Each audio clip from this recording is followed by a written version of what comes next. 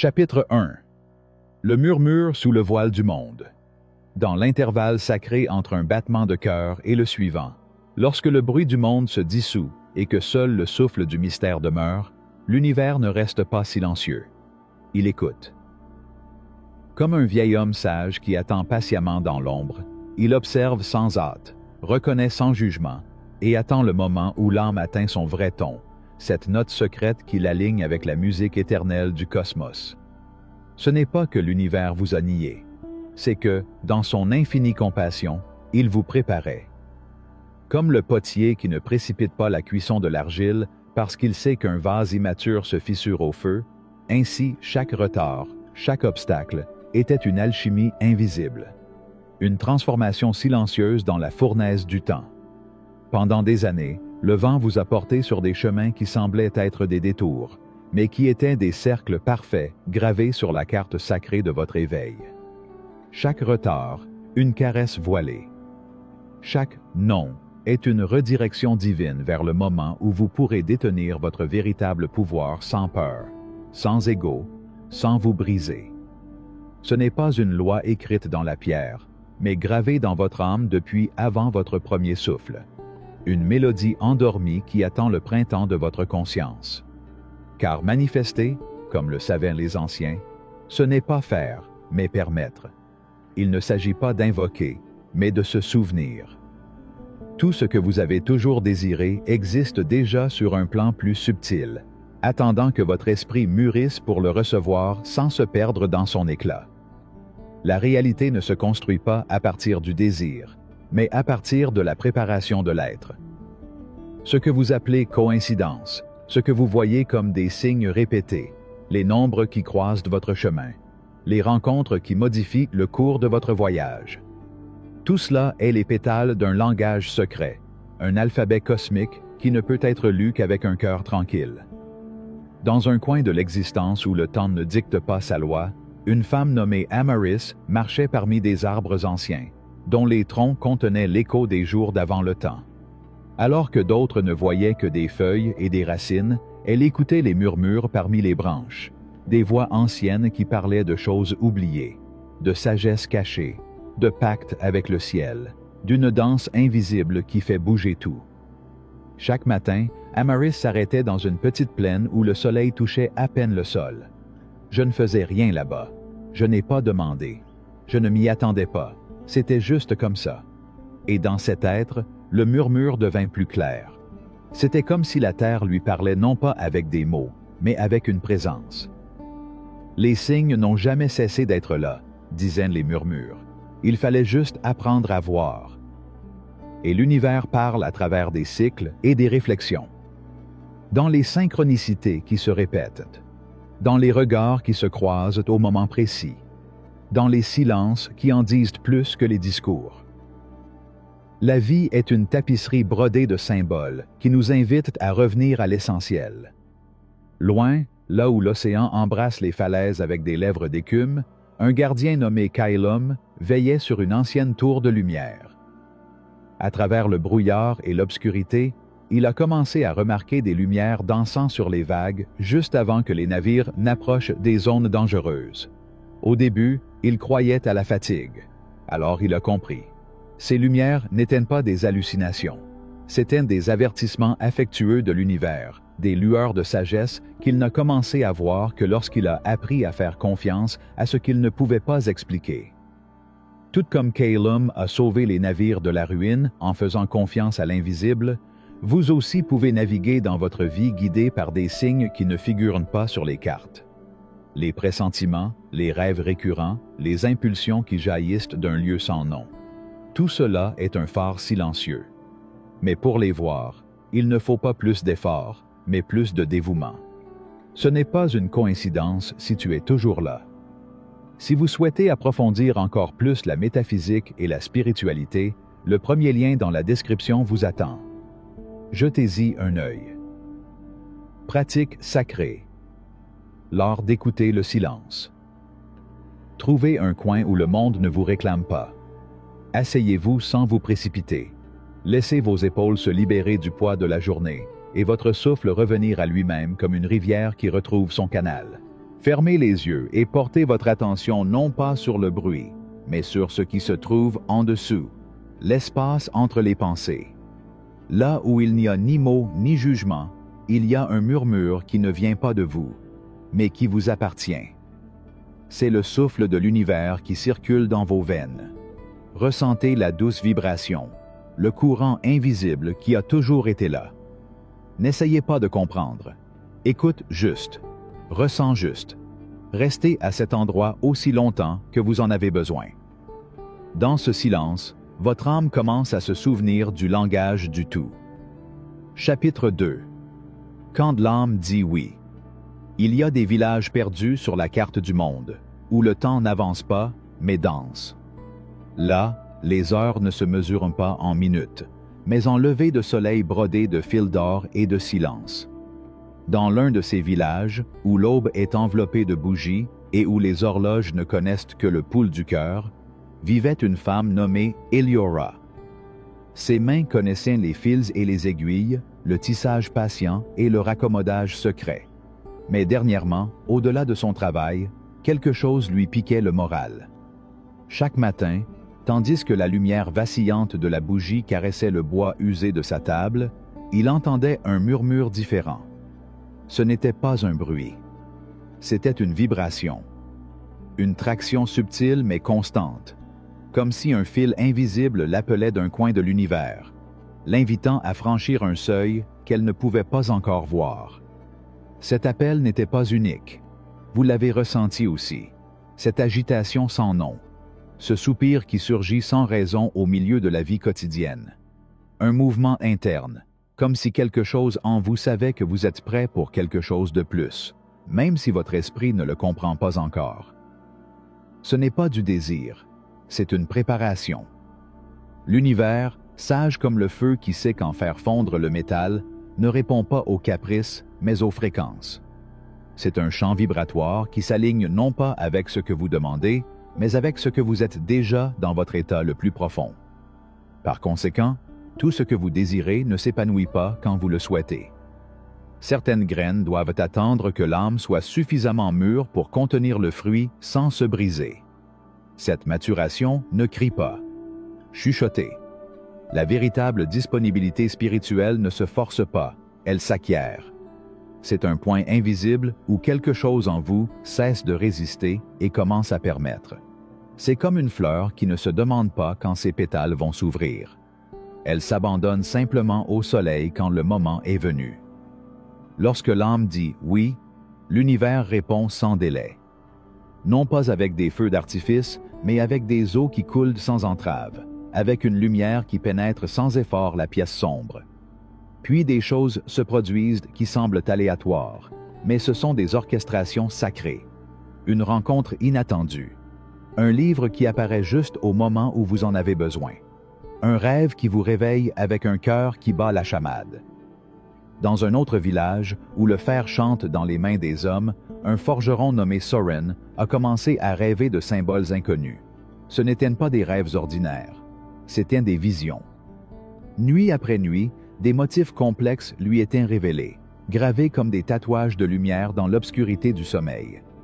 Au début, il ne les comprenait pas, mais quelque chose en lui savait qu'il ne devait pas les ignorer. Il n'a pas essayé de forcer la compréhension. Il les a simplement conservés, comme une lettre dont il ne comprend pas encore la langue. Et un jour, alors que le feu dansait sur l'enclume et que le marteau répétait son mantra ancestral, il comprit. Ces motifs étaient plats, non pas pour des armes, mais pour de nouveaux outils, nés d'une autre inspiration. Des outils qui transformeraient son métier et aideraient toute sa ville. Voilà comment fonctionne l'appel, subtil, persistant, chargé de symboles et de silence. Ce n'est pas imposé, c'est révélé. Les pensées qui vous visitent constamment, les thèmes qui réapparaissent encore et encore dans les conversations, les livres, les chansons. Ce ne sont pas des coïncidences. Ce sont des échos de l'âme qui frappent à la porte. Ce sont des messages cryptés provenant de l'univers qui vous disent « Vous êtes prêts ». Et pourtant, tout le monde n'écoute pas. Non pas parce que le message manque, mais parce que le bruit du monde le masque. Mais quand on ose rester silencieux et observer les fils invisibles qui relient les événements, on commence à voir la carte cachée, le dessein secret qui a toujours été là. Pratique sacrée. Le journal de l'éveil. Prenez entre vos mains un carnet qui sait garder des secrets. Trouvez un coin où l'urgence n'a aucun pouvoir et où le temps s'incline devant le calme. Prenez une grande inspiration. N'essayez pas d'écrire quelque chose de parfait. Laissez simplement l'âme parler. Commencez par écrire les idées qui vous viennent constamment à l'esprit ces derniers temps, comme s'il s'agissait d'hirondelles revenant toujours au même nid. Quelles images, phrases, sentiments ont frappé à votre porte encore et encore? Souvenez-vous des moments où vous avez suivi une impulsion inexplicable et où quelque chose de beau s'est produit en conséquence. Mais écrivez aussi sur les moments où vous avez décidé de ne pas écouter cet appel intérieur. Qu'est-ce qui t'a arrêté? Qu'aurait-il pu naître si tu avais dit oui? Écrivez sans censure. Laissez les mots se mettre en place. Comme les étoiles, ils trouveront leur orbite. Dans cet acte d'écriture, vous accordez votre oreille intérieure, rendant votre antenne spirituelle plus sensible. Et surtout, rappelez-vous, lorsque l'âme est prête, l'univers ne demande pas. Répond simplement. Chapitre 3. Les pactes que l'âme signe en silence. Il y a des accords qui ne sont pas écrits, mais qui sont respectés. Des contrats qui ne portent ni signature ni date, mais qui régissent des destinations entières. Dans une cabane parfumée de cèdre et de sapin, un homme nommé Elian façonnait le bois comme s'il sculptait des prières. Il ne parlait pas beaucoup, mais chaque meuble qu'il créait portait l'empreinte d'une profonde certitude, d'une foi calme, qui n'avait besoin d'aucune explication. Chaque matin, il franchissait le seuil de son atelier sans ordre du jour strict, sans désir de résultat. Il n'emportait avec lui que la conviction subtile que tout ce qui sortait de ses mains trouverait sa place dans le monde, comme si chaque chaise savait quel coin de l'univers elle devait atteindre. Et c'est ainsi que cela s'est passé. Les personnes qui recevaient ces créations s'exclamaient souvent avec étonnement. « On dirait que c'est fait pour moi », comme si Elian avait entendu leurs pensées avant qu'ils ne sachent eux-mêmes ce qu'ils cherchaient. Mais ce n'était pas de la télépathie, c'était une harmonie. Ce qu'il a fait, vous le faites aussi, même si vous ne vous en êtes peut-être pas rendu compte. Chaque pensée que vous répétez, chaque émotion que vous cultivez, chaque attente silencieuse que vous entretenez constamment, est une offrande invisible à l'univers. On ne demande pas avec des mots. Vous demandez avec vibration. Tu ne le déclares pas avec ta voix. Déclarez votre atmosphère intérieure. Et l'univers, fidèle et précis, répond. C'est l'art des pactes silencieux. Ce ne sont pas des sorts. Ce ne sont pas des supplications. Ce sont des accords subtils entre votre âme et la vaste intelligence qui gouverne les cycles du cosmos. Ils sont scellés dans l'espace où il n'y a pas d'urgence. Elles sont tissées sur le métier à tisser où vos pensées les plus intimes s'entremêlent à l'énergie qui façonne la matière. Lorsque vous vivez en cohérence avec votre vérité la plus profonde, vous n'avez pas besoin de courir après les résultats ou d'emprunter des chemins détournés. Tout ce qui vibre en harmonie avec votre état intérieur commence à s'approcher, à se manifester, à graviter vers vous. Non pas parce que vous l'avez exigé, mais parce que vous l'avez incarné. Ce n'est pas de la magie, c'est la loi, aussi réelle que la gravité, aussi constant que le soleil qui n'oublie jamais de se lever, même lorsqu'il est derrière les nuages. Dans un autre coin du monde, une femme nommée Isolde rangeait des livres dans une vieille bibliothèque. Son travail était silencieux, presque invisible. Personne ne savait à quoi il pensait lorsqu'il plaçait chaque volume, mais le miracle se produisait encore et encore. Celui qui entrait par ses portes trouvait exactement le livre dont il avait besoin. Comme si Isolde savait, sans le savoir, ce que l'âme de l'autre venait chercher. Elle n'a revendiqué aucun mérite. Il ne s'en est même pas rendu compte. Mais il participait à une chorégraphie secrète, une danse entre son intuition et le flux de l'univers. Sans mots, sans méthode, sans intention consciente. Seulement avec présence. Vous créez comme ça aussi, en ce moment. Votre vie actuelle est un miroir qui reflète les contrats invisibles que vous avez signés avec l'univers. Vos relations révèlent ce que vous pensez mériter en amour. Votre travail montre à quel point vous valorisez votre talent. Votre environnement physique murmure des vérités sur votre monde intérieur. Rien n'est dû au hasard. Tout est écho. Et le plus puissant, c'est que vous n'avez pas besoin de signer de nouveaux accords. Il vous suffit de prendre conscience de ce que vous avez déjà fait. Les reconnaître, c'est comme allumer une lampe dans une pièce oubliée. Vous commencez à voir comment vos croyances inconscientes ont façonné votre réalité. Et à ce moment-là, vous gagnez la clé pour réécrire le script. Parce que ce qui a été créé sans conscience peut être transformé avec intention. La réalité n'est pas un château de pierre, c'est de l'argile. Et tu es le potier. Pratique sacrée. Le miroir des pactes. Trouvez un moment de silence. Prenez votre carnet, celui qui contient vos vérités, et laissez l'encre révéler ce que votre esprit a gardé caché. Choisissez 3 domaines de votre vie que vous aimeriez examiner plus en profondeur. Cela peut être l'amour, le travail, la santé, l'argent, votre maison ou vos liens familiaux. Demandez-vous honnêtement, quelle réalité est-ce que je vis ici? Et quelles croyances, pensées ou émotions ont pu façonner cette expérience? Ne vous limitez pas à décrire l'extérieur. Allez plus loin. Essayez d'écouter ce que votre âme a répété sans mots.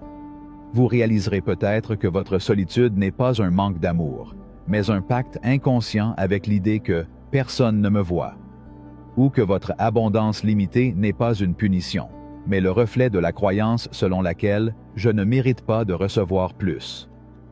Écrivez tout sans jugement. Laissez les motifs se révéler. Parfois, une simple prise de conscience est le début de la libération. Parce que quand vous voyez le contrat, vous pouvez le renégocier. Vous pouvez vous regarder dans le miroir de votre âme et dire « Je n'ai plus besoin de cette version. Je suis prêt pour quelque chose de plus vrai. » Et l'univers, comme toujours, répondra. Pas selon tes mots, mais à ton nouveau moi. Chapitre 4. Le gardien du seuil intérieur. Dans les jardins cachés de la conscience, il y a des portails qui s'ouvrent non pas avec des clés ou des efforts, mais avec une transformation. De même que l'aube ne vient pas parce que quelqu'un l'appelle à grands cris, mais parce que la nuit a achevé son cycle, de même l'accès aux mystères les plus profonds n'est accordé que lorsque l'âme a mûri dans le silence. Une jeune femme nommée Alina se tenait devant une vieille clôture en fer forgé, dont les formes semblaient changer subtilement à chaque fois qu'elle détournait le regard. La brume matinale enveloppait le paysage d'un voile de rêve, et l'air était imprégné d'un calme sacré. Alina poussa fort sur la porte rouillée, tira le verrou et frappa avec ses paumes ouvertes, mais le seuil ne bougea pas. La clôture n'était pas un ennemi. J'attendais juste. Alina tomba au sol, vaincue non pas par la dureté du métal, mais par la résistance de son propre désir. Et juste au moment où le soleil commençait à faire ses adieux dans des tons dorés et violets, une inscription émergea de l'ombre de la porte. La clé n'est pas dans la serrure, mais dans le cœur qui désire vraiment entrer. C'est comme ça pour toi. Toutes les portes que vous trouvez fermées ne sont pas injustes ou là par erreur. Certains se ferment non pas pour vous arrêter, mais pour vous inviter à changer. L'univers a placé en vous un gardien invisible, une conscience sacrée qui veille sur les portails que seule l'âme transformée peut traverser. Ce gardien ne répond pas à vos stratégies, ni à votre impatience. Il ne se laisse pas influencer par les arguments ou les promesses. Cela ne fait que s'incliner devant l'authenticité de votre évolution. Souvent, lorsque vous poussez furieusement les portes de la vie, exigeant des réponses, des bénédictions, des percées, vous le faites avec la même énergie qui a construit vos limites. Mais le gardien, dans sa sagesse éternelle, ne cède pas à l'insistance de l'ego. Attendez que quelque chose en vous s'épanouisse du plus profond de vous-même, non pas par l'effort, mais par l'être. Et voici un secret que le temps confirme. On n'entre pas dans les jardins de l'âme parce qu'on le veut, mais parce qu'on est devenu quelqu'un qui y vit déjà. La fréquence de votre être est la clé. Non pas ce à quoi vous aspirez, mais ce que vous émanez. Pas vos intentions, mais votre vibration. Il y a des portes qui restent fermées, non pas parce que vous n'êtes pas préparé mentalement, mais parce que votre âme ne s'est pas encore souvenue de qui elle est. Il y en a d'autres qui s'ouvrent sans même les toucher, car vous marchez déjà en résonance avec leur énergie. Le gardien du seuil n'est pas un juge, c'est un miroir. Cela reflète ce que vous êtes devenu. Dans les montagnes vivait un homme nommé Gaël. Marchand de cartes anciennes, chercheur infatigable de sentiers sacrés, il a passé des années à localiser un passage légendaire qui, disait-on, menait à une sagesse infinie. Il consulta des sages, déchiffra des textes et organisa de somptueuses expéditions. Mais le rythme lui glissait entre les doigts comme de l'eau. Une nuit d'orage, las de chercher sans trouver, il se réfugia dans une modeste grotte. Là, sans plan, sans attente, il s'est simplement assis et a respiré. Pour la première fois depuis des années, il a arrêté de chercher. Et dans cette humble pause, le mur du fond s'estompa doucement devant ses yeux, révélant le chemin qu'il avait si longtemps suivi. Ce n'est pas l'effort qui a ouvert la voie. C'était l'abandon de la nécessité. C'était le silence. Tout comme Alina devant la clôture et Gaël dans sa grotte, vous aussi vous vous retrouverez face à des portes closes. Peut-être amoureux, peut-être dans ton but, peut-être dans le mystère du divin. Mais ces portes ne sont pas là pour vous refuser l'accès. Ils sont là pour vous préparer. Ils ne s'ouvrent pas parce que vous le demandez, ils s'ouvrent quand vous le devenez. La question n'est pas de savoir comment ouvrir la porte. La question est, qui dois-je devenir pour que la porte me reconnaisse comme faisant partie de ce qu'elle protège? Il ne s'agit pas de forcer le passage, il s'agit d'être digne de l'autre côté. Pratique sacrée. Rencontre avec le gardien. Trouvez un coin tranquille. Asseyez-vous avec le dos droit et fermez les yeux. Que votre souffle soit une offrande au calme. Prenez une grande inspiration. Expirez lentement. Répétez jusqu'à ce que le bruit dans votre esprit se dissolve comme le brouillard à l'aube. Imaginez maintenant que vous marchez sur un chemin baigné par le clair de lune. L'air est frais, le sol craque doucement sous vos pas. Au bout du chemin se dresse une ancienne porte, majestueuse et sereine. Observez ses détails, sa forme, sa texture, sa vibration.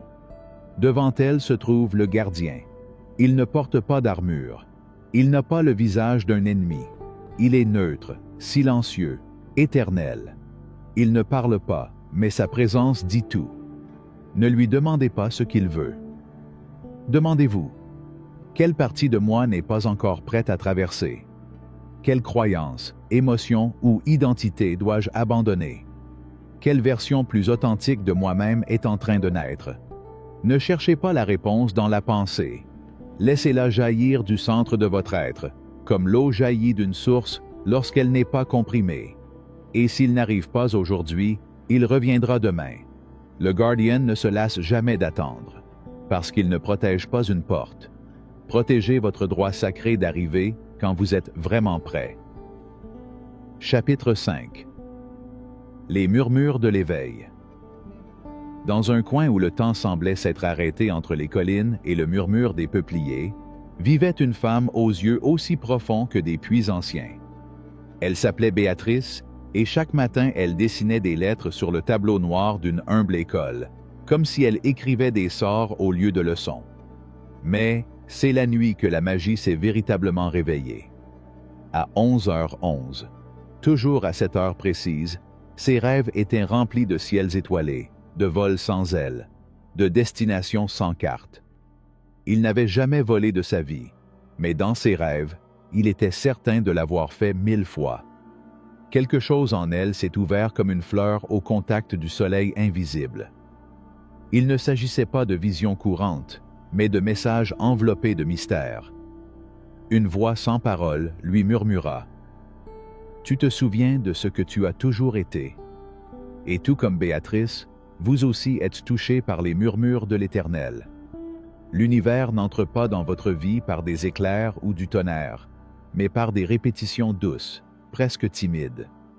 Une heure qui se répète, un symbole qui apparaît 3 fois, un oiseau rouge frappe à la fenêtre. Ce sont des clins d'œil de l'âme cosmique, des gestes discrets que seuls les cœurs consentants peuvent déchiffrer. Lorsque l'âme commence à se préparer à un changement, la réalité extérieure devient liquide, malléable, comme si elle répondait à la danse intérieure de l'esprit. La synchronicité devient une forme de langage. Ce qui semblait autrefois aléatoire devient sacré. La vie cesse d'être une succession de jours et devient une conversation secrète entre vous et l'univers.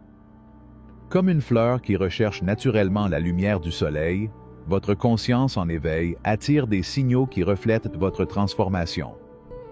Non pas parce que l'univers parle plus fort, mais parce que vous avez accordé votre oreille intérieure. Vous avez appris à écouter l'invisible. Dans une autre ville, sur un marché où les voix et les prix se croisent, vivait un marchand nommé Eduardo. Il commença à remarquer certaines répétitions. Le même mot prononcé par 3 personnes différentes, une chanson qui le suivait à chaque coin de rue, un rêve qui revenait comme s'il avait quelque chose d'inachevé à dire. Au début, il pensait que c'était juste une coïncidence, mais un jour, il décida de s'arrêter et d'observer. C'est alors qu'il découvre que ces signes sont des clés qui ouvrent des portes inattendues, de nouvelles amitiés, des opportunités inattendues, des rencontres avec son destin. Les signes ne viennent pas parce que vous les cherchez. Ils viennent parce que vous êtes prêt. Parce que dans un coin de ton âme, tu as dit silencieusement « Je suis prêt à voir ». Et puis la vie répond. Parfois, c'est un numéro. D'autres, un rêve qui se répète. Un sentiment qui ne peut être expliqué, mais qui ne peut être ignoré. Ce sont des fragments d'un puzzle que votre âme connaît déjà, mais que votre esprit commence tout juste à deviner. Chacun de ces signes est un miroir qui reflète votre conscience en expansion. Ce ne sont pas des caprices du hasard, mais des lettres d'amour venues de l'infini. Le problème est que beaucoup regardent, mais ne voient pas. D'autres écoutent, mais n'entendent pas. Et il y a ceux qui ressentent une vibration, mais la nouant avec la logique et la peur. Pour vraiment vous éveiller, vous devez avoir le courage d'accepter que le monde visible n'est qu'une ombre du monde réel et que chaque signe est une fissure par laquelle la lumière entre. Pratique sacrée. Le journal des signes. Procurez-vous un carnet que vous n'utilisez pour rien d'autre. Faites-en un autel en papier. Chaque soir, notez ce que la journée vous a montré. Un chiffre qui s'est répété, un mot qui est apparu à différents endroits, une rencontre inattendue, un rêve qui vous est resté en tête. Mais ne vous contentez pas d'enregistrer le fait. Demandez-vous, qu'ai-je ressenti lorsque j'ai vécu cette expérience? Quelle partie de moi a été éclairée ou perturbée? Au fil du temps, vous découvrirez un langage secret que vous seul pouvez comprendre. Un langage de symboles qui sera comme une carte intérieure. Cet acte d'écriture n'est pas seulement un moyen de se souvenir, mais aussi d'honorer. Il dit à l'univers « J'ai vu ton signe et je t'écoute ». C'est une façon d'aiguiser sa sensibilité spirituelle, de transformer le quotidien en mystique. Et ainsi, petit à petit, le voile entre le visible et l'invisible s'amincit. Vous réaliserez que vous n'avez jamais été seul, que l'univers t'a toujours parlé, que les signes étaient toujours clairs, seulement vous n'étiez pas encore prêt à les comprendre. Maintenant, tu l'es. Chapitre 6. La mélodie derrière le voile. Il existe une musique qui n'a ni instrument ni partition. Une chanson si subtile qu'elle ne peut être entendue avec les oreilles, mais qui peut faire trembler la peau et vous faire pleurer sans raison apparente. Cette mélodie invisible accompagne chaque âme depuis avant la naissance. C'est la voix de l'origine, de l'un, du grand silence qui chante. La plupart des gens vivent sans entendre cette chanson. Ils sont plongés dans la précipitation, dans les listes de choses à faire, dans le bruit qui remplit les rues et dans leurs pensées. Mais il y a un instant, bref comme le scintillement d'une étoile, où quelque chose dans le cœur s'arrête. Et puis, entre les plis du monde, la musique se fait entendre. Ce n'est pas que la chanson apparaisse, c'est celui-là qui, finalement, se tait. La vie spirituelle commence lorsque l'on prend conscience de cette mélodie. Quand vous ne cherchez plus à l'extérieur la validation de ce que vous ressentez depuis votre enfance. Qu'il y a plus. Qu'il y a toujours eu plus. Ce que vous voyez avec vos yeux effleure à peine l'immensité de ce qui existe réellement. C'est à ce moment-là que le voile commence à se déchirer. Et ce n'est pas un voile tissé par l'ignorance, mais par l'oubli. Un oubli qui s'hérite, qui s'apprend, qui se normalise. On nous apprend à voir avec nos yeux, mais pas avec notre âme. Entendre des sons, mais pas des vibrations. Parler, mais pas invoquer. Survivre, mais pas se réveiller. S'éveiller, c'est se souvenir. Rappelez-vous que chaque pensée vibre, que chaque mot est une note dans la symphonie cosmique, que chaque émotion est une corde pincée sur la harpe de l'univers. Vous êtes un créateur de mélodies même lorsque vous n'avez pas conscience de chanter. C'est pourquoi lorsque vos pensées sont sombres, le monde semble opaque. Et quand vos pensées sont claires, la réalité brille comme un champ après la pluie. Ce n'est pas le monde qui change, mais votre fréquence. Tout est fréquence. Les anciens le savaient. C'est pourquoi ils parlaient en chansons, en mantras, en prières, qui n'étaient pas seulement des mots, mais des clés. Des clés qui ouvraient des portails invisibles. Des sons qui modifient de la matière. Des vibrations qui guérissent, qui élèvent, qui réveillent la mémoire spirituelle de l'âme. Mais aujourd'hui, dans ce siècle de bruit et de vitesse, nous oublions que chaque mot que nous prononçons est une note ajoutée à la mélodie de nos vies. Chaque jugement, chaque plainte, chaque phrase de désespoir oriente notre âme dans une direction. Et chaque affirmation lumineuse, chaque geste de gratitude, chaque pensée noble nous ramène au ton originel de notre être. Tu es un instrument. Et la question est, à quelle fréquence vibrez-vous? Il ne s'agit pas de faire semblant d'être heureux quand il y a de la tristesse. Ne nie pas la douleur. Il s'agit d'accorder l'instrument avec conscience, pour reconnaître quelle note vous émettez et de quelle source vous buvez. Car si vous passez vos journées à consommer des plaintes, de la peur et de la séparation, votre mélodie devient assourdie. Mais si vous choisissez des pensées qui honorent la vie, l'amour et l'unité, votre âme résonnera avec la musique du tout. Il existe une histoire, racontée par les sages du désert, qui parle d'un voyageur aveugle qui marchait avec une flûte. Même s'il ne pouvait pas voir le paysage, sa musique le guidait. Il jouait une mélodie qu'il avait apprise dans un rêve, et chaque fois qu'il la jouait, les pierres sur la route devenaient plus légères, et le vent lui indiquait la direction. Un jour, quelqu'un lui a demandé comment il savait où aller s'il n'avait pas Dieu. Et il répondit, « Je suis la note qui vibre au centre de ma poitrine. » Ce voyageur, c'est toi. La flûte est votre pensée, votre intention, votre parole. Vous n'avez pas besoin de voir avec vos yeux, si vous pouvez entendre avec votre âme. Parce que lorsque votre vibration s'aligne avec celle de l'univers, des chemins s'ouvrent. Non pas par magie, mais par cohérence. Comme deux cordes accordées résonnant ensemble, vous et la vie entrez en synchronisation. Ce que vous cherchez commence à vous chercher. Ce que vous désirez devient un écho qui revient multiplié. Et c'est là le grand secret. Vous n'attirez pas ce que vous désirez, mais ce que vous êtes. Et tu es le son, tu es le pouls, tu es le rythme sacré. Quand vous réalisez cela, vous ne vous demandez plus pourquoi certaines choses n'arrivent pas. Demandez-vous plutôt, suis-je la vibration de ce que je désire? Est-ce que j'émets la fréquence de l'abondance, de la santé, de l'amour? Ou suis-je à l'écoute de la note de la peur, de la pénurie, du doute? Changer votre vibration n'est pas un effort, c'est un choix. Il s'agit de revenir, encore et encore, à la mélodie intérieure, à ce silence fertile où tout commence. Exercice de réglage. L'oreille de l'âme. Chaque matin, avant de regarder votre téléphone ou de parler au monde, asseyez-vous en silence. Respirez profondément et écoutez. Pas avec les oreilles, mais avec le cœur. Vous n'entendrez peut-être rien. Cela n'a pas d'importance. L'intention d'écouter est déjà un acte sacré. Alors, demandez-vous tranquillement, à quelle fréquence est-ce que je veux habiter aujourd'hui? Cela peut être la paix, la joie, la certitude, l'amour. Choisissez-en un. Ensuite, prononcez ce mot comme s'il s'agissait d'une graine. Répétez-le silencieusement pendant que vous respirez. Imaginez ce mot inonder votre corps, vos pensées, vos émotions.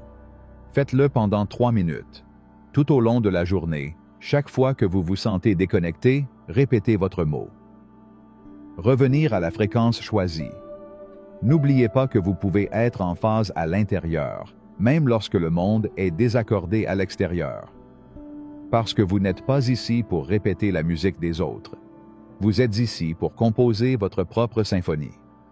Je profite de ce moment pour vous dire que si ce que vous voyez résonne en vous, dans le premier lien de la description, vous trouverez beaucoup plus de matériel pour continuer à apprendre.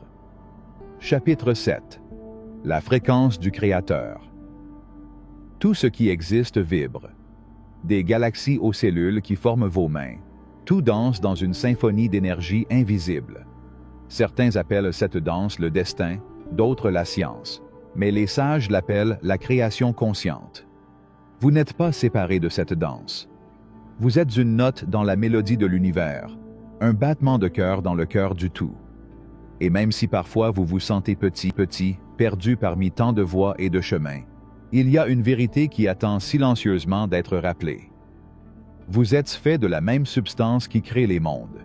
Le Créateur, ce principe qui n'a ni nom ni forme, n'est ni très haut, ni très loin, ni derrière les étoiles.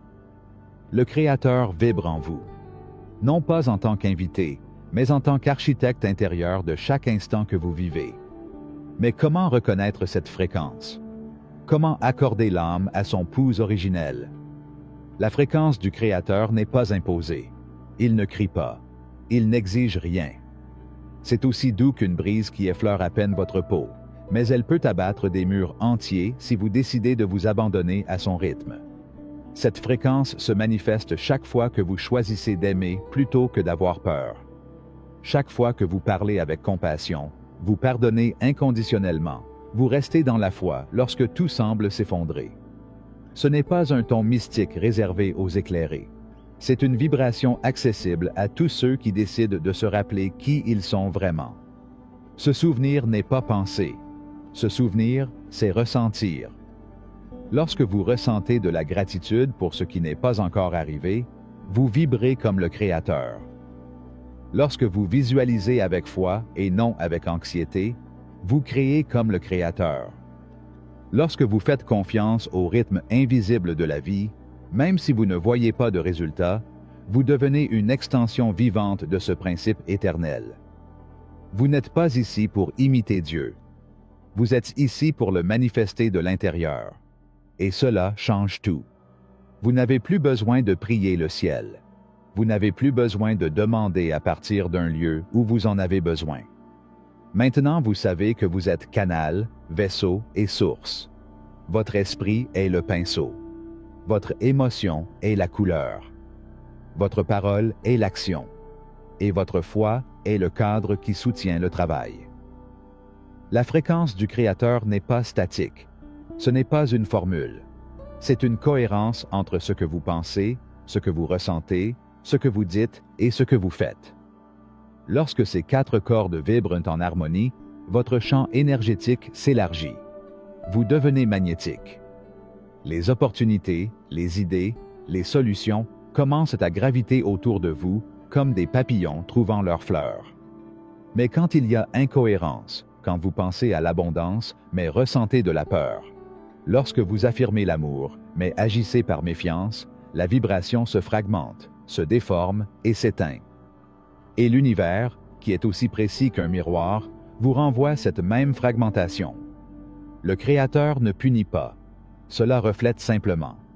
Par conséquent, ce que vous voyez dans votre vie est un écho de ce que vous vibrez. Et la beauté de cela est que vous pouvez changer de chanson à tout moment. Accordez-vous. Soyez silencieux. Écoutez ce que vous diffusez, non pas par culpabilité, mais par conscience. Observez vos pensées comme on accorde un instrument sacré. Révisez vos mots comme quelqu'un qui polit un bijou. Ressentez vos émotions sans censure, mais choisissez celles sur lesquelles vous souhaitez vous appuyer. Et faites comme si l'univers vous avait déjà dit oui, parce que l'univers l'a déjà fait. Il attend juste que tu dises la même chose. Dites oui à votre pouvoir. Dites oui à votre capacité à créer. Dites oui à la vie qui pulse en vous avec la même force qui fait tourner les étoiles. La fréquence du Créateur n'a pas besoin de rituels, de croyances ou de hiérarchies compliquées. Il faut juste de la présence. Votre présence complète, sincère et aimante. Chaque fois que vous devenez présent, ici et maintenant, sans jugement ni précipitation, vous êtes en phase avec la source. Chaque fois que vous respirez avec intention, chaque fois que vous contemplez le miracle de la simplicité, vous vibrez sur la même longueur d'onde qui a tissé les levées de soleil et les océans. Vous êtes une extension de cette énergie créatrice. Et quand vous vous souvenez de cela, rien ni personne ne peut vous arrêter. Méditation pour vibrer comme le Créateur, le battement de cœur originel. Asseyez-vous tranquillement. Ferme les yeux. Imaginez qu'à l'intérieur de votre poitrine, il y a une douce lumière, comme une flamme qui ne s'éteint jamais. Cette lumière est la fréquence du Créateur en vous. Placez vos mains sur votre cœur et dites doucement « Je suis celui qui crée à partir de l'amour. Je suis la voix de l'un en action. Je suis la lumière qui manifeste la vérité. » Sentez comment cette lumière s'étend, traversant votre peau, votre espace, votre histoire. Imaginez votre champ énergétique réglé comme un instrument divin. Visualisez maintenant ce que vous voulez créer, non pas par nécessité, mais par la certitude que cela existe déjà dans l'invisible. Ressentez de la gratitude, ressentez la joie, ressentez la paix, et restez là, vibrant comme si vous le viviez déjà. Respirez, sourire, reviens. Faites cela tous les jours, non pas comme un devoir, mais comme un retour à la maison. Parce que le secret n'est pas d'attirer ce que l'on veut. Le secret est de devenir ce que vous voulez. Et lorsque vous devenez un avec la fréquence du Créateur, il n'y a plus de lutte, il n'y a plus de distance. Il ne reste que le flux d'une vie qui se reconnaît comme sacrée. Chapitre 8. La pause sacrée avant de recevoir. Dans une petite cabane au bord de la mer, Lyra s'asseyait chaque matin près de sa fenêtre, regardant les vagues apporter des messages de terres lointaines. Son fils, Taimar, était parti à la guerre depuis plusieurs mois, et bien qu'elle n'ait pas eu de ses nouvelles, chaque matin elle plaçait une tasse de thé fraîche devant la sienne, comme s'il pouvait apparaître à tout moment. Son attente n'était cependant pas remplie de désespoir. Il était plutôt teinté d'une profonde certitude. Tous les messages, sans exception, arrivent au moment opportun. La pause entre l'envoi de votre intention et la manifestation de sa forme physique n'est pas un vide à endurer. C'est un espace sacré, un terrain où l'univers tisse les fils invisibles qui façonnent votre désir. Tout comme une graine a besoin d'obscurité pour germer et émerger dans la lumière, vos manifestations nécessitent leur propre saison de croissance invisible. Cette parenthèse divine est l'atelier de la création. Pendant ce temps, les circonstances s'alignent, les cœurs se préparent et les chemins se dégagent. Tout cela hors de votre vue mortelle. Précipiter ce processus perturbe les forces qui travaillent en votre faveur. Ce n'est pas votre tâche de forcer le temps, mais de maintenir la vibration de confiance qui attire d'abord votre désir vers vous. Dans un coin reculé de la ville, Théo s'est consacré à la création de montres avec un dévouement étonnant. Son œuvre la plus ambitieuse, une horloge d'une complexité sans pareille, était restée inachevée dans son atelier pendant des années. Malgré les supplications insistantes de ses clients, Théo savait que chaque engrenage, chaque ressort, devait trouver sa place au moment où le temps le déciderait. Un matin, sans prévenir, tout le projet devint clair dans son esprit. L'horloge qui lui apparut était bien plus impressionnante que ce qu'il avait imaginé dans sa vision initiale. Les manifestations de votre vie suivent cette même loi naturelle. Le temps de l'univers fonctionne avec une précision bien supérieure à celle de l'esprit humain. Ce qui semble à première vue être un retard est souvent une protection, une préparation ou un arrangement de circonstances qui garantira que le moment d'arrivée de vos désirs sera parfait, et non simplement possible. Théo aurait pu forcer sa montre, rassemblant les éléments selon sa vision limitée.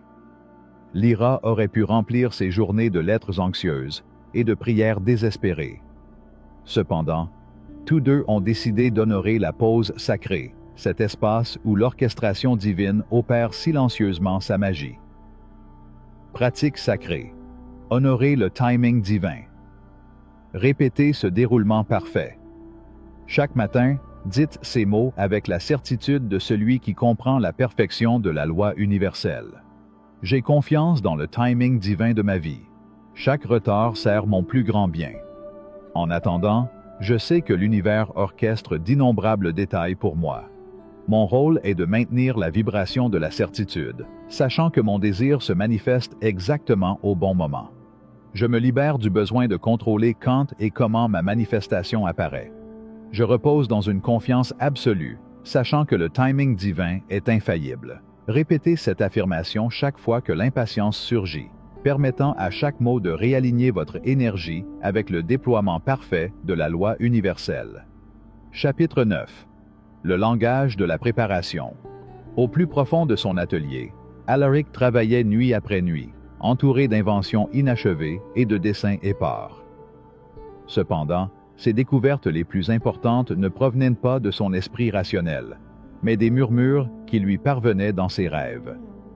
Une nuit, après avoir lutté avec un mécanisme particulièrement difficile, il rêva d'une araignée tissant sa toile au clair de lune. Au réveil, il comprit le dessin parfait qui lui avait échappé pendant des mois.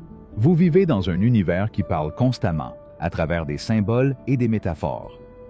Tout comme l'araignée d'Alaric a révélé des vérités mécaniques à travers sa structure naturelle, votre chemin vers la manifestation se déroule en signes, à la fois subtils et profonds.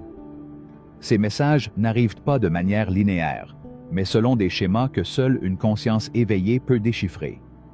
Le langage de l'univers transcende la communication commune. Il parle à travers des chiffres répétés qui attirent votre regard, à travers des animaux qui croisent votre chemin à des moments clés, à travers des fragments de conversation qui semblent répondre à des questions non posées.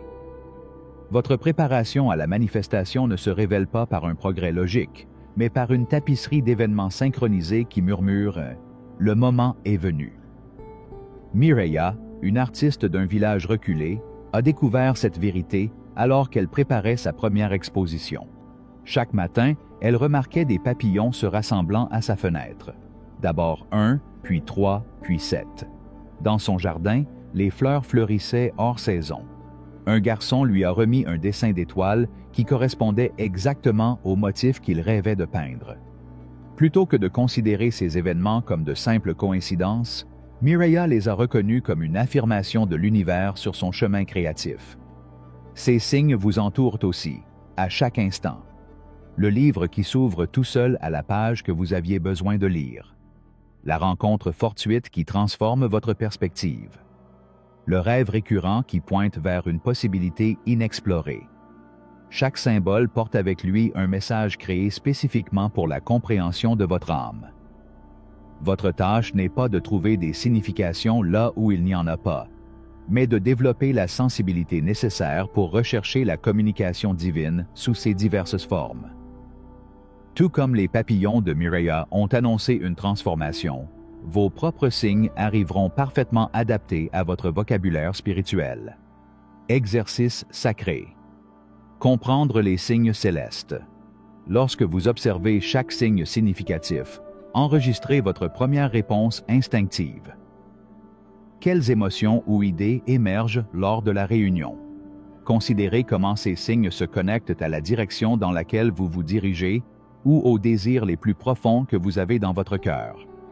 Ayez foi que votre connaissance innée comprend comment le cosmos communique avec vous, directement et de manière unique. N'oubliez pas que les conseils célestes ne nécessitent pas de décodage élaboré. Sa signification résonne dans le silence de votre intuition la plus profonde. En participant à cet exercice, vous amplifierez votre capacité à interpréter les marqueurs mystiques qui vous illuminent. Chapitre 10. La loi de l'univers. L'univers n'est pas un espace vide ou un décor aléatoire où les étoiles brillent par hasard. C'est un vaste réseau de lois, de principes et d'énergie qui fonctionnent en parfaite synchronicité. La loi de l'univers n'est pas une règle rigide, ni une norme imposée par une force extérieure. C'est, dans son essence la plus profonde, l'expression de l'harmonie qui donne vie à tout ce qui existe. Le principe de base de la loi de l'univers est que tout ce qui existe est interconnecté. Ce qui se passe dans un coin du cosmos a des répercussions dans tous les autres coins, même si vous ne vous en rendez pas compte. Cette interconnexion n'est pas une métaphore romantique ou une théorie abstraite. C'est une réalité tangible, régie par des principes fondamentaux qui suivent un ordre qui dépasse de loin la compréhension humaine. L'un des aspects les plus fondamentaux de cette loi est la compréhension que tout ce qui est créé, qu'il soit grand ou petit, vient de l'invisible. L'univers est un espace au potentiel infini, où chaque pensée, chaque mot, chaque émotion et chaque action a un écho dans la réalité. Tout ce que vous voyez, touchez ou expérimentez trouve son origine dans l'intangible. Les étoiles, les montagnes, l'eau, les fleurs, les pensées, les idées, les rêves. Tout a une racine invisible, une source que l'on ne peut pas voir mais qui sait, avec une certitude absolue, ce qui doit être. En ce sens, l'univers n'est pas un simple contenant pour ce qui existe déjà. C'est un générateur constant de nouveaux commencements, un vaste champ où les possibilités sont illimitées. La loi de l'univers nous enseigne que la création n'est pas un événement ponctuel, ni quelque chose qui a été épuisé. C'est un processus continu, perpétuel, qui dépend de chacun d'entre nous. Mais pour que la création puisse se produire, pour que le potentiel se matérialise, il doit y avoir un canal à travers lequel l'énergie peut circuler. Ce canal est votre esprit, votre cœur, votre action, votre foi. L'univers n'attend pas que quelqu'un le fasse à votre place. Il attend que vous vous reconnaissiez comme faisant partie de lui, que vous compreniez votre rôle dans cette grande danse cosmique. La loi de la création est aussi simple que profonde. Si vous voulez quelque chose, vous devez d'abord l'être. L'univers répond à la vibration qu'il émane, ni aux mots que tu dis, ni aux pensées que tu caches au plus profond de toi. L'univers répond à votre fréquence interne. Si vous vivez dans le manque, c'est ce que vous attirerez. Si vous vivez dans l'abondance, c'est ce que vous manifesterez. Le défi est alors d'apprendre à être cohérent avec la fréquence souhaitée.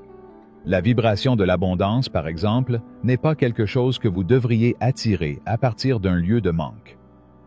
L'abondance ne consiste pas à avoir plus de choses, mais à reconnaître l'abondance infinie qui est déjà présente en vous et autour de vous.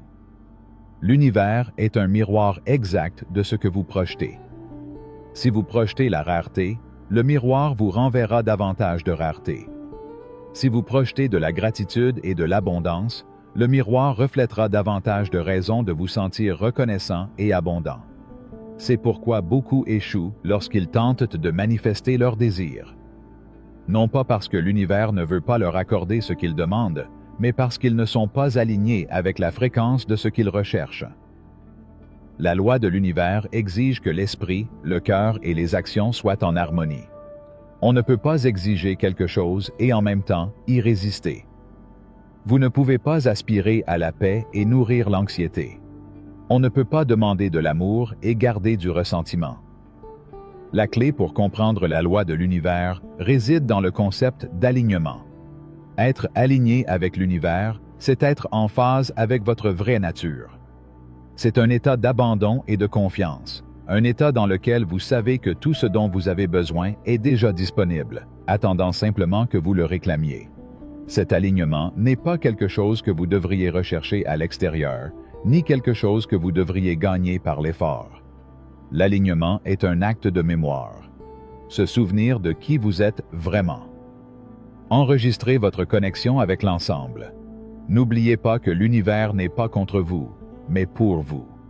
Cependant, cela ne signifie pas que le chemin est facile ou qu'il n'y a pas d'obstacle. La loi de l'univers, comme toutes les lois, exige compréhension et pratique. Si vous ne voyez pas de chemin clair vers votre désir, cela ne signifie pas que l'univers vous a abandonné.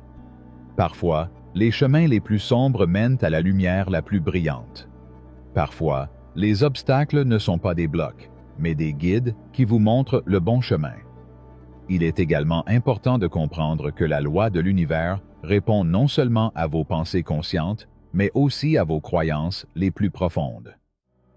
Si au fond de vous, vous ne croyez pas mériter ce que vous demandez, l'univers répondra à cette croyance et manifestera davantage de ce que vous ne voulez pas. Les croyances sont comme les graines que nous plantons dans le sol de l'âme. Si nous semons des graines de doute et de peur, nous en récolterons encore davantage.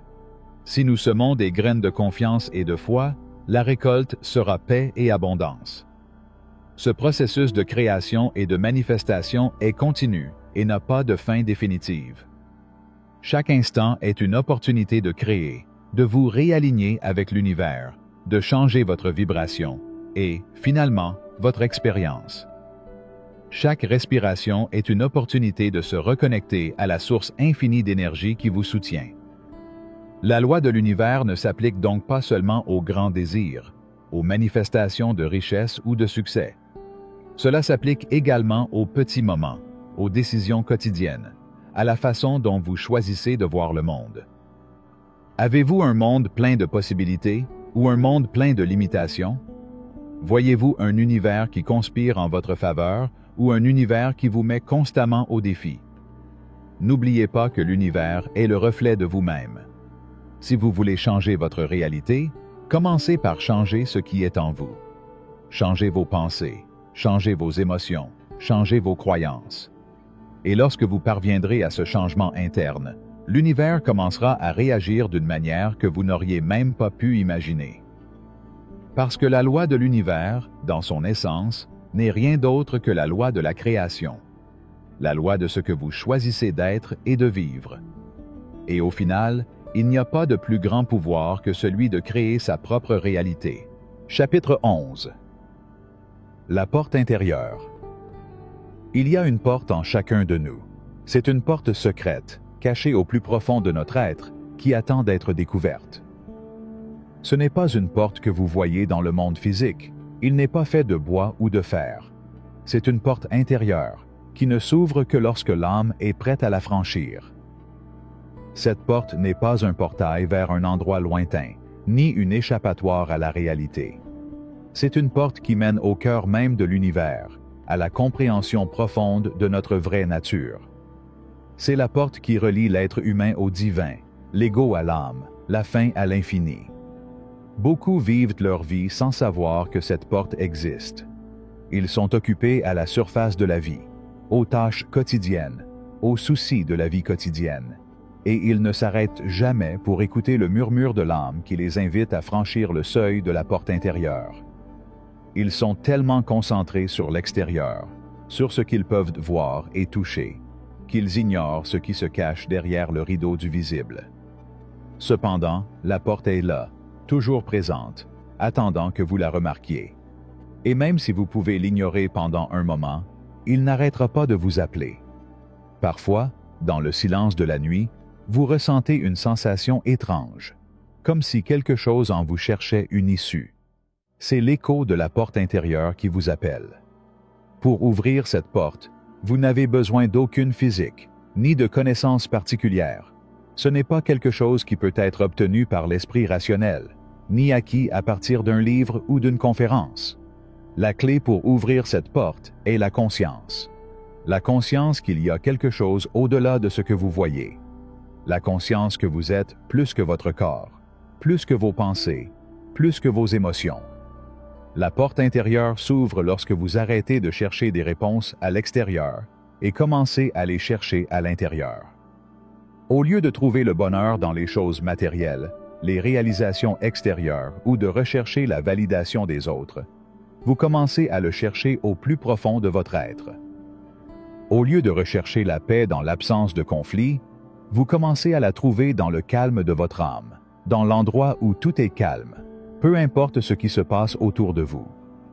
C'est un processus qui consiste à se débarrasser de tout ce que vous n'êtes pas. C'est un acte d'abandon, de lâcher prise sur les identifications de l'ego, de libérer les attentes et les peurs qui nous maintiennent liés à l'extérieur. Lorsque vous abandonnez le besoin de tout contrôler, lorsque vous abandonnez le besoin d'être en lutte constante avec la vie, c'est à ce moment-là que la porte commence à s'ouvrir. Ce n'est pas un processus facile ni rapide. Le chemin vers la porte intérieure est un chemin de découverte de soi, un voyage qui peut prendre toute une vie. Mais chaque pas que vous faites vers cela est un pas vers la liberté. La liberté d'être qui vous êtes vraiment, sans masque, sans prétention, sans avoir besoin d'être quelque chose que vous n'êtes pas. Lorsque vous franchissez enfin la porte intérieure, vous réalisez que ce que vous avez trouvé n'est ni un lieu, ni un objet, ni une idée. Ce que vous trouvez est une sensation, un état d'être. C'est un sentiment d'unité, de connexion avec tout ce qui existe.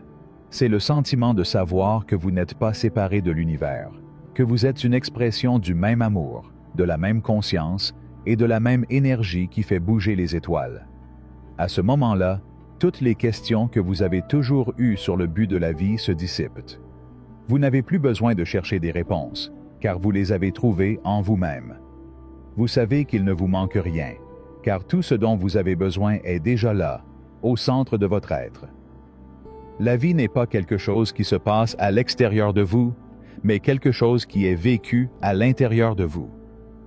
C'est à ce moment-là que vous réalisez que la vie ne consiste pas à rechercher quelque chose que vous avez déjà, mais à vous souvenir de ce que vous êtes déjà. Tu es la paix, tu es l'amour, tu es l'abondance. Tout ce dont vous avez besoin pour vivre une vie pleine est déjà présent en vous, attendant d'être reconnu. La porte intérieure vous montre également que le véritable pouvoir ne se trouve pas à l'extérieur, dans les réalisations ou les possessions, mais dans la capacité d'être en paix avec soi-même. C'est le pouvoir de l'acceptation, de l'abandon, de lâcher prise sur ce que vous ne pouvez pas contrôler et de faire confiance au flux naturel de la vie. C'est le pouvoir de savoir que peu importe ce qui se passe dans le monde extérieur, vous avez toujours la capacité de trouver la paix intérieure. En franchissant la porte, vous réalisez que la vie n'est pas quelque chose que vous devez conquérir. Il ne s'agit pas de se battre pour obtenir ce que vous voulez, mais de vous abandonner à ce qui est déjà à votre disposition. La vie n'est pas quelque chose à contrôler. C'est quelque chose qui doit être vécu. Et le vivre signifie être conscient de chaque instant, de chaque respiration, de chaque pensée qui surgit dans votre esprit. En poursuivant votre chemin, vous vous souviendrez que la porte intérieure sera toujours là. Peu importe combien de fois vous vous en détournez, ou combien de fois vous vous perdez dans les défis du monde extérieur. La porte est toujours là, attendant ton retour. Et chaque fois que vous faites cela, vous irez plus profondément dans l'être que vous êtes vraiment. Au cours de votre voyage, vous pourriez être confronté à des moments de doute, des moments où la vie semble sombre et dénuée de sens. Mais c'est dans ces moments-là que la porte intérieure devient votre guide le plus fidèle. Quand tout le reste s'effondre, quand le monde semble s'effondrer, la porte intérieure reste ouverte, offrant refuge et sagesse. En fin de compte, la porte n'est pas une destination, mais un chemin continu. Chaque fois que vous franchissez ce seuil, vous entrez dans une nouvelle dimension de compréhension, un nouveau niveau de conscience. La porte intérieure n'a pas de limite, car l'être humain n'a pas de limite. Vous êtes infini, et chaque fois que vous ouvrez la porte, vous vous rapprochez de la vérité ultime de qui vous êtes. Chapitre 12. L'écho du vide. Il existe un espace profond dans lequel nous existons tous. Un vide aussi vaste que le ciel nocturne est aussi mystérieux que l'univers lui-même. Ce vide n'est pas une absence. Ce n'est pas un vide de désespoir ou quoi que ce soit. C'est un vide plein de potentiel, plein de possibilités infinies. Un espace qui attend d'être imprégné des empreintes de nos décisions, de nos pensées et de nos actions. Le vide, loin d'être une condition négative ou un manque, est un champ fertile. C'est la toile sur laquelle l'existence est dessinée. C'est un mystère, mais c'est aussi la source même de tout ce que nous sommes et de tout ce que nous serons un jour. Comme l'océan, qui dans son calme apparent contient les courants les plus profonds, le vide recèle le potentiel de création. Là-dedans, tout est possible. Cependant, pour beaucoup, le vide est terrifiant. Nous avons pris l'habitude de remplir chaque recoin de notre existence avec des choses que nous achetons, des choses auxquelles nous pensons, des choses que nous désirons. La société nous a appris à craindre le vide. Cela nous a appris à éviter l'immobilité, la solitude et le silence, comme s'ils étaient des signes d'échec ou de déconnexion. Nous avons pris l'habitude d'occuper chaque seconde, de remplir chaque espace vide avec du bruit, de l'action, de la distraction. Mais le vide n'est pas quelque chose à craindre, c'est plutôt une vocation. Un murmure de vie nous invitant à revenir à notre origine, à notre être primordial. C'est dans ce vide que nous trouvons notre véritable essence, là où nous entendons le murmure de l'âme qui nous parle dans le silence. Ce n'est que dans le vide que la voix du cœur peut être entendue, car c'est seulement là que cessent les interférences du monde extérieur. Dans notre empressement à éviter ce vide, nous avons créé une société pleine de bruit, d'activités constantes et d'une recherche frénétique de plus. Mais plus ne nous satisfait pas. Le plus solitaire augmente la distance entre nous et l'être profond qui habite en nous. En essayant de combler le vide avec des choses extérieures, nous finissons par oublier que le vide que nous ressentons n'est pas un manque, mais une invitation à revenir au centre. Imaginez le vide comme l'espace entre les notes d'une mélodie. Si la musique n'était faite que de notes, il n'y aurait pas de rythme, il n'y aurait pas d'harmonie. C'est l'espace entre les notes qui permet à la mélodie de prendre forme. Le vide n'est pas une absence, c'est l'occasion pour la création d'émerger. La vie, comme la musique, a besoin de ces espaces vides, de ces moments de calme, pour que les possibilités de l'existence puissent se manifester. Le vide est aussi la porte de la transformation. Nous pouvons y voir ce que nous sommes, sans fioriture ni distraction.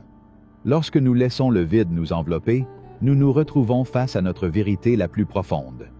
Il n'y a pas d'échappatoire, aucun moyen de se cacher de qui nous sommes. Dans le vide, tous les aspects de notre être, les plus brillants comme les plus sombres, se révèlent sans fioriture. Il n'y a pas de masque, il n'y a pas de justification. Il n'y a que ce qui est, dans sa forme la plus pure. Et lorsque nous sommes confrontés au vide, il y a une opportunité de guérison. En entrant dans cet espace de silence, nous commençons à libérer les fardeaux que nous avons accumulés au fil du temps, les peurs, les doutes et les blessures du passé. Le vide nous révèle non seulement notre vérité, mais nous offre également l'opportunité de nous libérer de tout ce que nous ne sommes pas, de tout ce qui nous a conditionnés tout au long de notre vie. Ce vide est le même que celui que l'on ressent dans la méditation profonde, dans le silence de la nuit, dans les moments où l'on se déconnecte du monde extérieur et où l'on s'immerge à l'intérieur. C'est l'espace où vous pouvez entendre le battement du cœur, où vous pouvez ressentir la vibration de la vie elle-même. C'est le lieu où les limites du soi se dissolvent, où nous expérimentons notre unité avec le tout. Pour trouver la paix, nous devons nous permettre d'habiter ce vide. Nous devons abandonner notre besoin de contrôle, de définition, de structure. Dans le vide, il n'est pas nécessaire d'être quelqu'un, de faire quelque chose, de prouver quelque chose. Le vide est simplement, et en y entrant, nous devenons une pure expression de cet être infini. Ce vide, aussi étrange que cela puisse paraître, est aussi le lieu de l'abondance. Dans notre société, nous associons l'abondance à la possession, au fait d'avoir plus de choses. Mais la véritable abondance ne se trouve pas dans les choses matérielles, mais dans l'expérience d'une connexion profonde avec notre être. La véritable abondance est le sentiment d'être complet, d'être suffisant, tel que nous sommes, sans avoir besoin de quoi que ce soit d'autre. Lorsque nous nous immergeons dans le vide, nous cessons de courir après ce qui manque et commençons à reconnaître ce qui est déjà présent dans nos vies. En entrant dans cet espace vide, nous découvrons que rien ne va pas. Ce que nous ressentons comme du vide n'est que l'espace entre ce que nous pensons être et ce que nous sommes réellement. En nous ouvrant à ce vide, nous réalisons que nous n'avons besoin de rien pour nous compléter, car nous sommes déjà complets. Nous n'avons pas besoin de chercher à l'extérieur ce qui est déjà à l'intérieur. L'abondance ne se trouve pas dans ce que nous possédons, mais dans ce que nous sommes. Le vide est, à bien des égards, un miroir de la vie elle-même. La vie est aussi pleine de vide, d'espace entre les événements, entre les moments. Parfois, nous nous sentons perdus, vides, comme si nous ne savions pas qui nous sommes ou ce que nous faisons. Mais c'est précisément dans ces moments-là que le vide devient une opportunité de transformation. Dans le vide, l'être a la possibilité de renaître, de se redéfinir, de grandir au-delà des limitations qu'il s'était imposées auparavant. En apprenant à vivre dans le vide, nous apprenons à vivre en paix avec nous-mêmes. Nous cessons de chercher à l'extérieur ce que nous ne pouvons trouver qu'à l'intérieur. La vie commence à couler naturellement, sans effort. Dans le vide, il n'y a pas besoin de faire, seulement d'être. Et dans l'être, tout s'aligne. Le vide, en fin de compte, est un lieu de connexion profonde, où tout a du sens et où la véritable abondance se révèle. Chapitre 13. L'art d'écouter l'inaudible. Nous vivons dans un monde qui parle constamment. Les bruits, les voix, les sons de la ville, la nature elle-même semblent avoir quelque chose à dire. Dans notre routine quotidienne, nous avons appris à écouter, mais nous entendons rarement ce qui compte vraiment. Nous passons la plupart de notre temps à absorber des informations sans les traiter, pris dans le flux constant de mots et de sons qui nous entourent. Le véritable art d'écouter ne consiste cependant pas à entendre les sons qui atteignent nos oreilles, mais à percevoir ce qui se trouve au-delà, dans les vibrations subtiles qui ne peuvent être exprimées par des mots. Il existe un langage qui n'est pas verbal, qui ne se transmet pas par la voix, mais qui peut être profondément ressenti. Cette langue est la langue de l'âme, de la conscience universelle, du murmure de la vie qui nous parle en silence. Écouter l'inaudible nécessite une ouverture intérieure, une capacité à se déconnecter de notre environnement et à se concentrer sur ce qui est à l'intérieur. Il est facile de se laisser distraire par les voix extérieures, par les exigences du monde. Mais la véritable connaissance, celle qui nous transforme et nous élève, ne se trouve pas dans les choses extérieures, mais dans ce qui est silencieux, dans ce qui est caché dans le silence. Pour entendre l'inaudible, nous devons apprendre à calmer notre esprit. L'esprit, avec ses pensées constantes, agit comme une barrière qui nous empêche d'entendre la vérité profonde qui réside dans notre être. Lorsque nous sommes plongés dans des pensées sans fin, notre conscience se disperse et nous sommes incapables de saisir les signaux subtils que la vie nous offre. L'esprit, dans son bavardage constant, nous éloigne de la présence du moment. C'est dans le silence que l'espace s'ouvre pour que nous puissions écouter. L'immobilité n'est pas une absence, mais une présence plus profonde. Ce n'est pas le manque de quelque chose, mais l'espace où tout ce dont nous avons besoin existe déjà.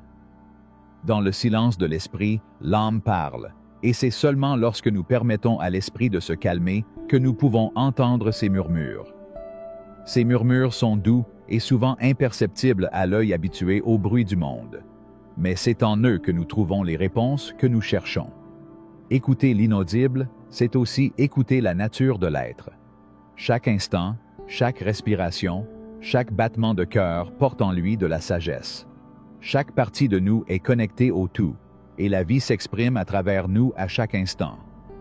Être présent dans l'ici et maintenant nous permet de ressentir cette connexion, cette unité profonde qui transcende les mots. Les moments les plus profonds de transformation ne se produisent pas dans les discours ou les manifestations extérieures, mais dans le silence intérieur, où l'esprit se calme et l'âme s'ouvre. Dans cet art de l'écoute, nous nous connectons également aux autres. Souvent, les gens que nous rencontrons ne cherchent pas à ce que nous leur parlions, mais plutôt à ce que nous les écoutions. Mais il ne s'agit pas seulement d'écouter ce qu'ils disent, mais aussi d'écouter ce qu'ils ne disent pas, ce qui se trouve au-delà des mots. Chaque regard, chaque geste, chaque silence a un message. Écouter l'inaudible chez les autres exige la sensibilité nécessaire pour percevoir leurs émotions inexprimées, pour ressentir ce qu'ils vivent sans avoir besoin de mots. En ce sens, l'art d'écouter devient une forme de guérison. En écoutant vraiment, nous ne comprenons pas seulement les paroles ou les pensées d'une autre personne, mais nous offrons également un espace pour que son moi le plus profond et le plus essentiel puisse s'exprimer. Souvent, les gens ont besoin d'être entendus, non seulement avec leurs oreilles, mais avec leur cœur. Lorsque nous écoutons de cette façon, nous n'offrons pas seulement du réconfort, mais aussi de l'ouverture, de la compréhension et de l'amour. L'art d'écouter l'inaudible s'étend également à l'univers qui nous entoure. La nature, dans son silence apparent, nous parle constamment. Le vent qui caresse les feuilles, le bruissement des arbres, le murmure de la rivière, le chant des oiseaux, tout a une voix qui va au-delà des sons que nous percevons avec nos sens. Chaque partie de la nature est imprégnée de sens, mais ce n'est que lorsque nous sommes présents et en harmonie avec l'ensemble que nous pouvons entendre ces enseignements. La vie elle-même est un murmure, un écho subtil qui résonne en nous. La prise de conscience de cet écho nous amène à un état de connexion profonde, à une compréhension qui n'est pas basée sur l'intellect, mais sur l'expérience directe. Lorsque nous permettons à la vie de nous parler dans son propre langage, nous commençons à voir au-delà des apparences, à reconnaître la vérité dans chaque instant, dans chaque être, dans chaque situation. Pour entendre l'inaudible, il faut être courageux. Écouter ce qui n'est pas dit, ce qui n'est pas exprimé, exige une ouverture sans réserve. Nous sommes confrontés à l'incertitude et à la vulnérabilité, car l'inaudible n'est pas toujours clairement exprimé. Parfois, le silence est dense et lourd, comme si nous cherchions quelque chose dans l'obscurité. Mais dans ce vide réside l'essence de notre existence. C'est dans cet espace entre ce qui est dit et ce qui n'est pas dit que se trouve le sens profond de nos vies. La véritable sagesse ne se trouve pas dans des réponses claires et définitives, mais dans la volonté d'écouter, d'être ouvert à ce qui va arriver. La vie ne consiste pas à résoudre des problèmes ou à accumuler des connaissances, mais à être présent, à écouter la mélodie de l'existence, qui s'exprime souvent dans les silences, dans les espaces vides entre les mots. L'art d'écouter l'inaudible est aussi un exercice de foi. La foi dans la vie, la foi dans le processus, la foi que tout ce dont nous avons besoin est déjà à notre disposition. En écoutant l'inaudible, nous apprenons à faire confiance au flux de la vie, que tout a son moment, que chaque événement, chaque situation est une opportunité de grandir, d'apprendre, de nous aligner sur notre objectif. Cet art de l'écoute nous emmène donc au-delà de l'ego, au-delà des distractions et des désirs passagers. Elle nous invite à nous connecter à notre essence la plus profonde, à la vérité qui réside dans la partie la plus intime de notre être. Ce faisant, nous devenons les réceptacles du message divin qui nous parle constamment, dans chaque souffle de vent, dans chaque étoile qui brille dans le ciel, dans chaque battement de cœur. Chapitre 14. La danse du temps et l'éternel maintenant. Le temps, cette force invisible qui rythme notre existence, est à la fois notre allié et notre adversaire. Il nous emmène d'un moment à l'autre, nous rappelant que ce qui était n'est plus et que ce qui sera n'est pas encore arrivé. Il nous apprend à vivre dans ses limites, à être conscient de chaque seconde qui passe, à nous dépêcher pour réaliser ce que nous désirons, à courir dans la course de la vie sans savoir exactement où nous allons. Mais qu'est-ce que le temps? S'agit-il simplement d'une succession d'instants qui passent, d'une mesure qui définit notre existence physique, ou est-ce quelque chose de plus profond, quelque chose qui a à voir avec l'essence même de l'être? Peut-être que la réponse réside dans la façon dont nous nous y rapportons, dont nous le percevons et, surtout, dont nous le vivons. Il y a ceux qui vivent prisonniers du passé, revivant sans cesse d'anciennes gloires, ou, au contraire, regrettant des erreurs commises, des moments perdus qu'ils ne peuvent pas récupérer. Le passé devient un lourd fardeau, une dernière chose qui nous empêche d'avancer, un écho lointain qui résonne dans l'esprit et entraîne l'âme en arrière. D'autres vivent dans le futur, obsédés par ce qui va arriver, par ce qu'ils doivent accomplir, par les rêves qu'ils n'ont pas encore réalisés. Dans leur esprit, l'avenir est un phare brillant qui les propulse vers l'avant, mais cette lumière peut devenir une illusion qui les maintient constamment en mouvement, sans jamais leur donner la paix qu'ils recherchent. Les deux groupes, ceux qui s'accrochent au passé et ceux qui se précipitent vers l'avenir, perdent la chose la plus importante, le présent. Le temps, dans sa forme la plus pure, est le présent, le seul moment que nous possédons vraiment. Le présent est le seul endroit où la vie se produit, le seul espace où l'on peut toucher l'être, où la transformation a lieu. Le présent n'est pas quelque chose que nous pouvons contrôler. C'est un flux constant qui nous glisse entre les doigts, pendant que nous sommes trop occupés à regarder en arrière ou en avant. Mais si nous apprenons à nous arrêter, si nous laissons le temps ralentir un instant, nous pouvons voir que le moment présent est bien plus qu'une simple fraction de seconde. C'est l'espace où tout se manifeste, où toutes les possibilités s'entremêlent, où tout ce que nous sommes et tout ce que nous serons jamais est déjà présent dans sa forme la plus pure. La danse du temps est, en réalité, une danse avec l'éternel maintenant. À chaque instant, le passé et le futur se rencontrent, se dissolvent et se transforment en quelque chose de nouveau. Le présent n'est pas un point isolé entre deux extrêmes, mais le flux continu de la vie, un cycle sans fin qui se réinvente encore et encore. Ce flux, ce rythme constant, nous invite à vivre pleinement. Non pas en tant que spectateur, mais en tant que participant actif à la création du moment. Le temps n'est pas quelque chose qui passe passivement. C'est quelque chose avec lequel nous interagissons, avec lequel nous co-créons notre réalité. Chaque pensée, chaque action, chaque émotion que nous générons dans le présent a le pouvoir de façonner l'avenir, de guérir le passé. Le temps n'est donc pas un ennemi à craindre, mais un maître avec lequel nous pouvons danser. Elle nous apprend que chaque seconde est une opportunité d'être, de changer, d'aimer. Elle nous invite à accepter qui nous sommes dans l'instant présent, sans regret pour ce qui n'est plus là et sans anxiété pour ce qui n'est pas encore arrivé. L'éternel maintenant est au-delà de la perception linéaire du temps. C'est un état de conscience qui transcende les limites de l'horloge et du calendrier. Lorsque nous sommes pleinement présents, nous réalisons que nous ne sommes pas liés par le temps. Peu importe notre âge, le nombre de jours qui se sont écoulés, le moment que nous vivons est le seul qui compte. Dans le présent, tout ce que nous avons été et tout ce que nous serons fusionnent en une seule vérité, l'expérience d'être vivant. C'est dans cet état de présence que se produit la transformation. Lorsque nous nous abandonnons au moment présent sans résistance, lorsque nous cessons de lutter contre le flux du temps, nous réalisons que le changement n'est pas quelque chose que nous devons forcer, mais quelque chose qui se produit naturellement lorsque nous sommes en harmonie avec le rythme de la vie. Le temps nous apprend qu'il n'est pas nécessaire de se précipiter. L'anxiété concernant l'avenir ou le regret du passé ne font que nous éloigner du présent. Au lieu d'essayer de contrôler le temps, nous devons apprendre à nous adapter à lui, à accepter son rythme et à avoir confiance que tout viendra au moment opportun.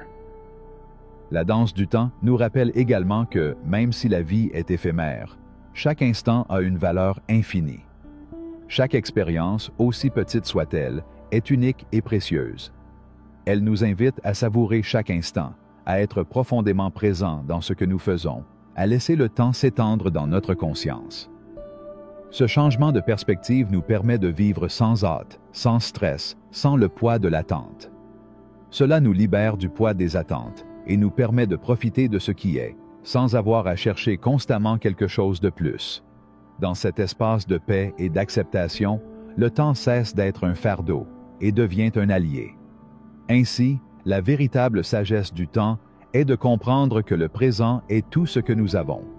Peu importe le nombre de souvenirs que nous rapportons du passé ou le nombre de rêves que nous projetons dans le futur, la seule chose qui est réelle est le moment présent. C'est ici et maintenant que nous pouvons trouver l'épanouissement, la paix et un but. La danse du temps n'est donc pas une danse solitaire. C'est une danse à laquelle nous participons tous, une danse collective avec la vie, un mouvement constant qui nous relie tous. Chacun de nous a son propre rythme, son propre beat, mais lorsque nous rejoignons le rythme universel du moment présent, nous découvrons que nous sommes synchronisés, que tout dans la vie a un but et qu'au fond, nous dansons tous sur la même chanson. Le temps n'est pas notre ennemi, il est notre compagnon, notre maître. Et dans la danse que nous partageons avec lui, nous trouvons la liberté d'être qui nous sommes vraiment, sans les limites du passé ou les illusions du futur. Dans l'Éternel maintenant, nous sommes complets. Chapitre 15. Le portail de la foi. Dans une petite ville où les montagnes anciennes murmurent leurs secrets à ceux qui les écoutent, Esther a été témoin du miracle de la vie. Chaque fois que la lumière de la bougie vacillait doucement, cela marquait l'entrée d'une âme dans le monde terrestre. Au fil des années, assister à des accouchements sous la faible lumière des statues de cire lui a appris quelque chose de fondamental. Chaque être humain vient au monde en son temps parfait.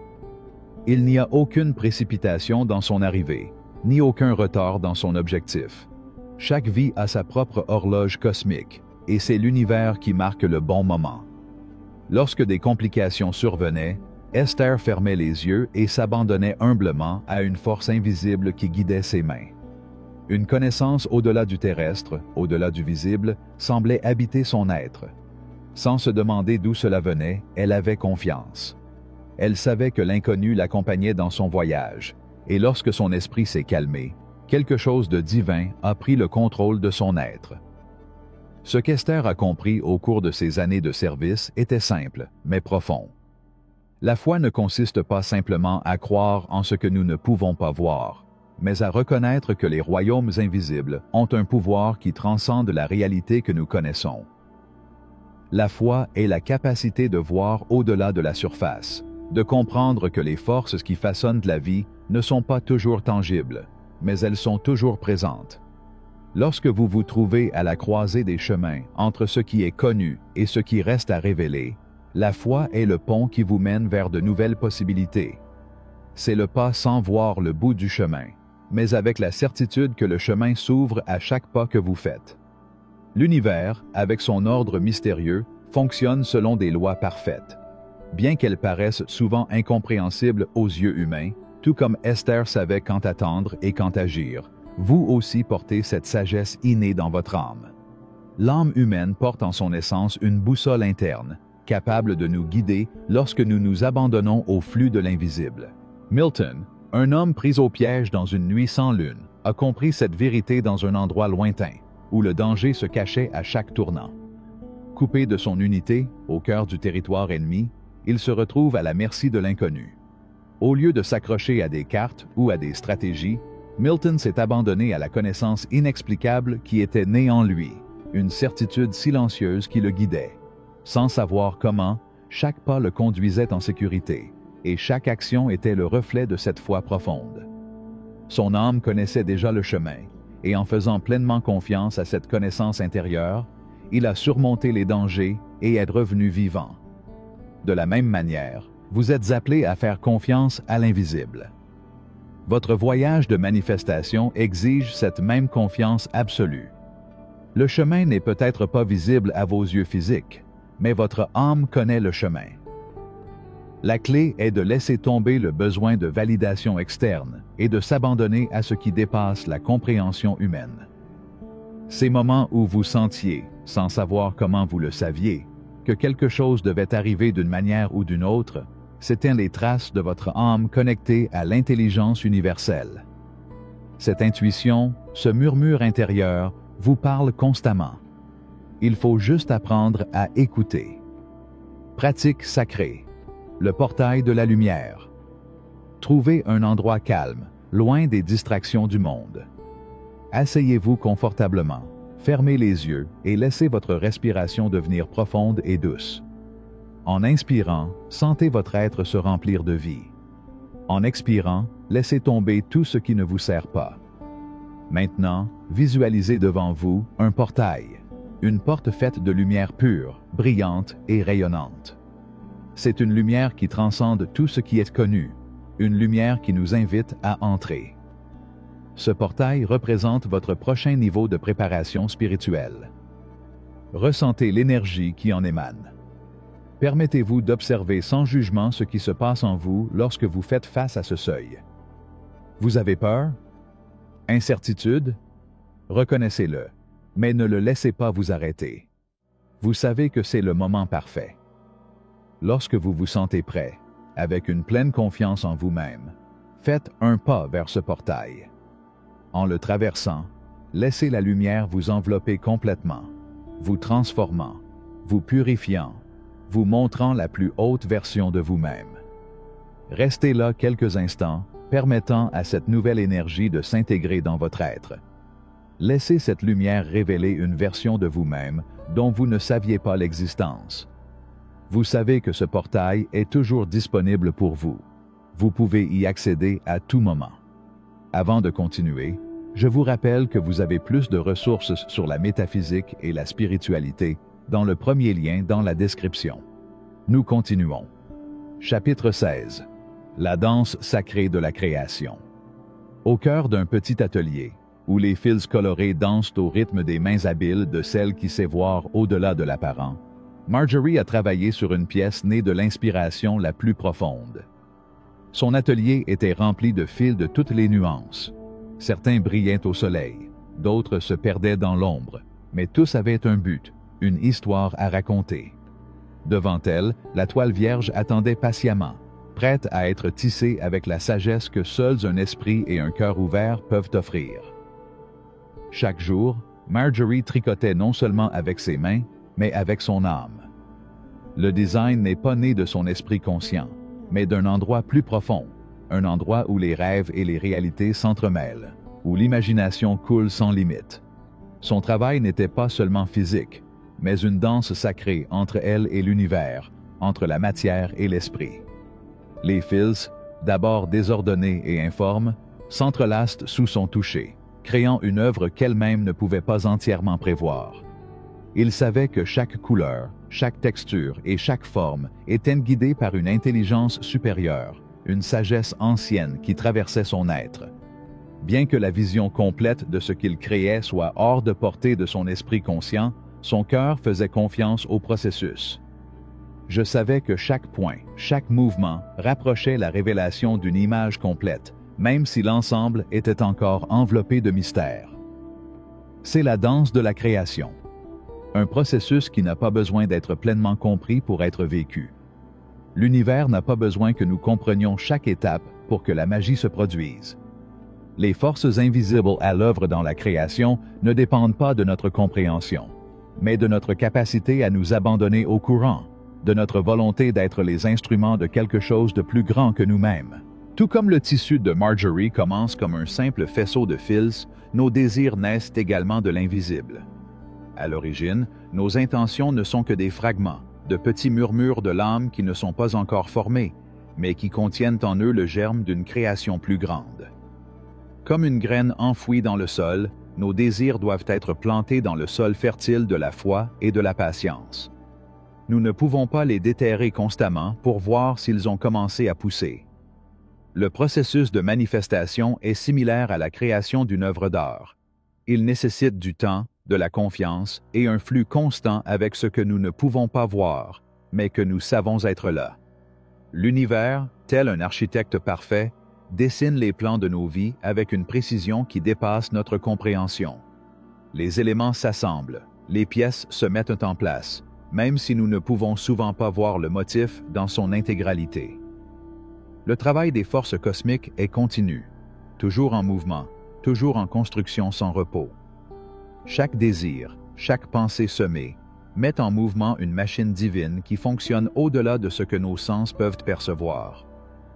C'est dans ce mystère que se trouve la beauté de la vie. Nous n'avons pas besoin de connaître la fin de notre histoire pour commencer à marcher. Nous n'avons pas besoin de voir toutes les étapes de la danse pour y entrer. Le simple fait de faire confiance au processus suffit pour que la création se déroule devant nous. Lorsque nous nous abandonnons au mystère, l'univers répond, orchestrant nos vies avec un rythme parfait que nous ne pouvons pas toujours comprendre, mais que nous pouvons ressentir avec chaque fibre de notre être. La foi est le fil invisible qui relie notre âme à la sagesse du cosmos. Il nous guide à travers l'obscurité, lorsque nous ne savons pas exactement où nous allons, mais nous avons confiance que le chemin s'ouvrira devant nous. La foi n'est pas la certitude que nous obtiendrons toujours ce que nous voulons, mais l'assurance que l'univers a un plan parfait pour nous, un plan qui peut être bien plus grand et plus beau que tout ce que nous aurions pu imaginer. Tout comme Marjorie fait confiance au processus de sa tapisserie, nous devons apprendre à faire confiance au processus de nos vies. Chaque pas, chaque action, chaque instant est un point dans la grande tapisserie de notre existence. Nous ne verrons pas toujours le design complet, mais chaque action et décision consciente nous rapproche de la révélation de notre chef-d'œuvre. Pratique sacrée, la gratitude qui tisse le destin. Trouvez un endroit calme, un endroit qui vous apporte paix et réconfort. Asseyez-vous, les mains sur vos genoux, fermez les yeux et commencez à respirer profondément. À chaque inspiration, sentez l'énergie de l'univers entrer en vous, vous remplissant de vie et de lumière. À chaque expiration, relâchez toute tension, tout doute, et laissez votre être se détendre dans l'instant présent. Maintenant, visualisez devant vous une tapisserie vierge, comme celle que Marjorie tissait chaque jour. Cette tapisserie représente votre vie, vos rêves et vos désirs encore à manifester. Imaginez que chaque fil coloré qui apparaît devant vous est l'une de vos intentions. Certains fils sont dorés, pleins d'amour et d'abondance. D'autres sont verts, pleins de santé et de bien-être. Certains sont bleus, pleins de paix et de sagesse. Ressentez comment ces fils s'entremêlent dans votre vie, formant des modèles qui, même si vous ne pouvez pas encore les voir pleinement, vous savez qu'ils sont guidés par une puissance supérieure. Permettez-vous de ressentir de la gratitude pour chaque fil qui se tisse dans votre vie, pour chaque désir qui prend forme, même si vous ne pouvez pas en voir le résultat final. Ressentez comment cette gratitude remplit votre être et connecte votre âme au flux divin de la création. En vous abandonnant à ce processus, rappelez-vous que chaque étape, chaque instant de foi, vous rapproche de la manifestation de vos rêves. Permettez-vous de ressentir l'amour que l'univers a pour vous, la même force qui guide Marjorie dans sa tapisserie. Cet amour est le tissu invisible qui maintient votre vie ensemble, un fil éternel qui ne se brise jamais, toujours présent, toujours en mouvement. Lorsque vous êtes prêt, ouvrez les yeux et emportez avec vous un sentiment de confiance et de gratitude, sachant que, comme une tapisserie tissée en silence, votre vie est façonnée avec amour, précision et but divin. Chapitre 17. La symphonie silencieuse de l'âme. Dans une plaine où le vent caresse doucement les collines et la rivière murmure ses secrets aux pierres, Hélène marchait seule. Ses pas, lents mais fermes, résonnaient sur le sol, comme si le sol lui-même entendait chacun de ses mouvements. Le ciel bleu profond semblait refléter le calme intérieur qu'elle avait atteint après des années d'incertitude. J'avais compris que le silence était bien plus que l'absence de son. Le silence est l'essence même de l'être, l'espace où résident toutes les réponses, où l'âme se retrouve. Chaque instant de sa vie avait été un voyage vers ce silence, un retour à son véritable centre. Elle avait essayé de nombreuses façons de comprendre le monde, elle avait cherché des réponses dans les mots, dans les actes, mais au fond d'elle, quelque chose en elle lui disait que la chose la plus profonde, la plus authentique, se trouvait dans le silence. Le silence n'est pas vide. C'est la musique de l'univers, une symphonie jouée sur un plan au-delà des sens. L'âme, comme une rivière qui coule sans fin, communique dans cette fréquence subtile, un tissu tissé de vibrations qui ne peut être perçu que par ceux qui sont prêts à écouter avec leur cœur. Helena avait appris qu'en restant silencieuse, elle pouvait entendre la mélodie de sa propre existence, une chanson qui n'a pas besoin de paroles, un hymne qui dépasse la compréhension humaine. La vie se présente parfois comme un bruit constant, des exigences, des attentes, des voix extérieures nous disant ce que nous devrions faire, comment nous devrions être. Et pourtant, au milieu de ce tourbillon, se trouve une harmonie plus profonde, une musique qui ne peut être comprise par l'esprit, mais qui résonne dans l'être avec une clarté que rien ne peut égaler. Helena avait compris qu'il n'était pas nécessaire d'avoir toutes les réponses pour trouver la paix. Parfois, la paix se trouve simplement dans l'être, dans le fait de laisser la vie se dérouler à son rythme, sans chercher à la forcer, sans chercher à la précipiter. Le vent, qui soufflait maintenant doucement à travers les arbres, semblait lui rappeler que tout dans la vie a son propre temps, son propre rythme. Aucun arbre ne pousse plus vite s'il est forcé de le faire. Le processus de croissance, à la fois spirituel et physique, est un acte de confiance. La graine ne remet pas en question la terre, le soleil ou la pluie. C'est, au fond de lui, qu'il fleurira quand son heure viendra. De même, l'âme, lorsqu'elle trouve son but, grandit en harmonie avec l'univers. Il n'est pas nécessaire de se précipiter ou de forcer le destin. Tout vient en son temps, comme la fleur qui s'épanouit avec l'arrivée du printemps, sans que personne n'ait besoin de lui dire qu'il est temps de le faire. La musique intérieure de l'âme est un langage qui ne peut être compris que par ceux qui se sont abandonnés au présent. Helena avait appris à écouter cette mélodie, à suivre ses accords et ses silences. L'âme ne parle pas avec des mots, mais avec des murmures, avec des intuitions, avec ces moments de clarté qui semblent surgir de nulle part. Et tandis qu'il s'abandonnait à cette musique intérieure, il commença à voir comment tout ce qui l'entourait faisait également partie de cette symphonie. Les montagnes, les rivières, les étoiles, tout faisait partie d'un orchestre cosmique, jouant une chanson sans fin, où chaque note est parfaite à sa place. Alors qu'Helena s'arrêtait au milieu du chant, elle ferma les yeux et laissa son être fusionner avec la mélodie qui l'entourait. Ce n'était pas une mélodie qu'il pouvait entendre avec ses oreilles, mais une vibration profonde qui atteignait les profondeurs de son être. À ce moment-là, il a compris que la vie elle-même est une symphonie et que chacun de nous est un instrument de ce vaste orchestre. Chaque pensée, chaque émotion, chaque action est une note qui contribue à la composition globale. Lorsque nous nous alignons sur le flux de la vie, lorsque nous laissons notre âme suivre le rythme de son chant intérieur, nous trouvons l'harmonie. La vie n'est pas toujours harmonieuse dans sa forme extérieure. Parfois, les notes semblent discordantes, les accords se brisent et le chaos semble régner. Mais même dans les moments de désordre apparent, l'univers continue de jouer sa symphonie.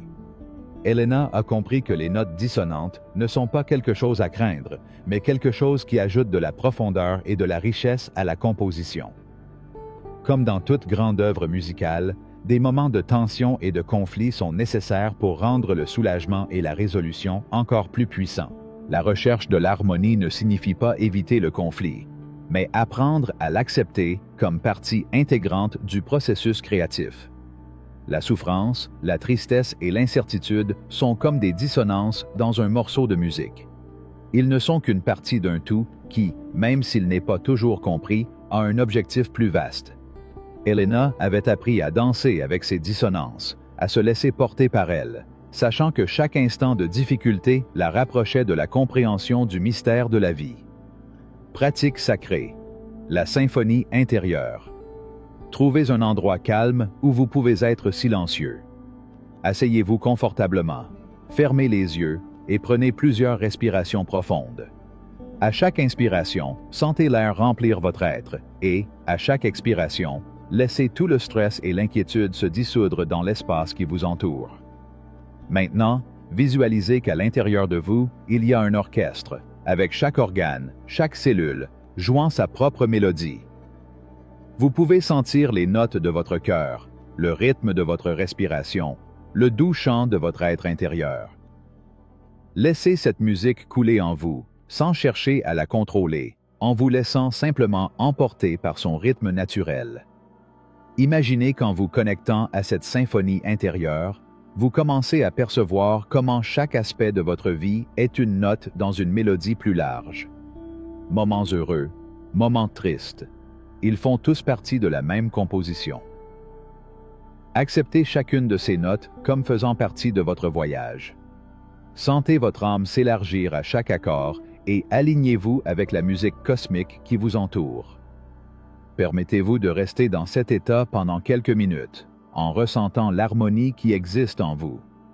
N'oubliez pas que, lorsque vous vous sentez prêt, emportez avec vous le sentiment de paix et d'harmonie, sachant que même si vous ne comprenez pas toujours la musique, vous en faites toujours partie. Chapitre 10, 8. L'éveil de l'écho intérieur. Sous un ciel plein d'étoiles, aussi clair que les pensées les plus profondes, Mariana marchait seule, mais elle n'était pas seule. Les ombres s'allongeaient sous les arbres et le silence de la nuit semblait l'envelopper d'une couverture chaude, comme si la terre elle-même chuchotait à son âme.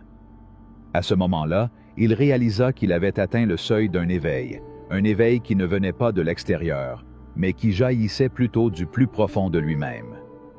C'était l'écho de sa propre âme qui l'appelait à se souvenir, à revenir à l'essence de ce qu'elle avait toujours été. L'éveil n'est pas un phénomène qui se produit d'un seul coup. c'est un processus subtil, une résonance qui se fraye un chemin à travers le silence, comme une graine qui germe dans l'obscurité de la terre.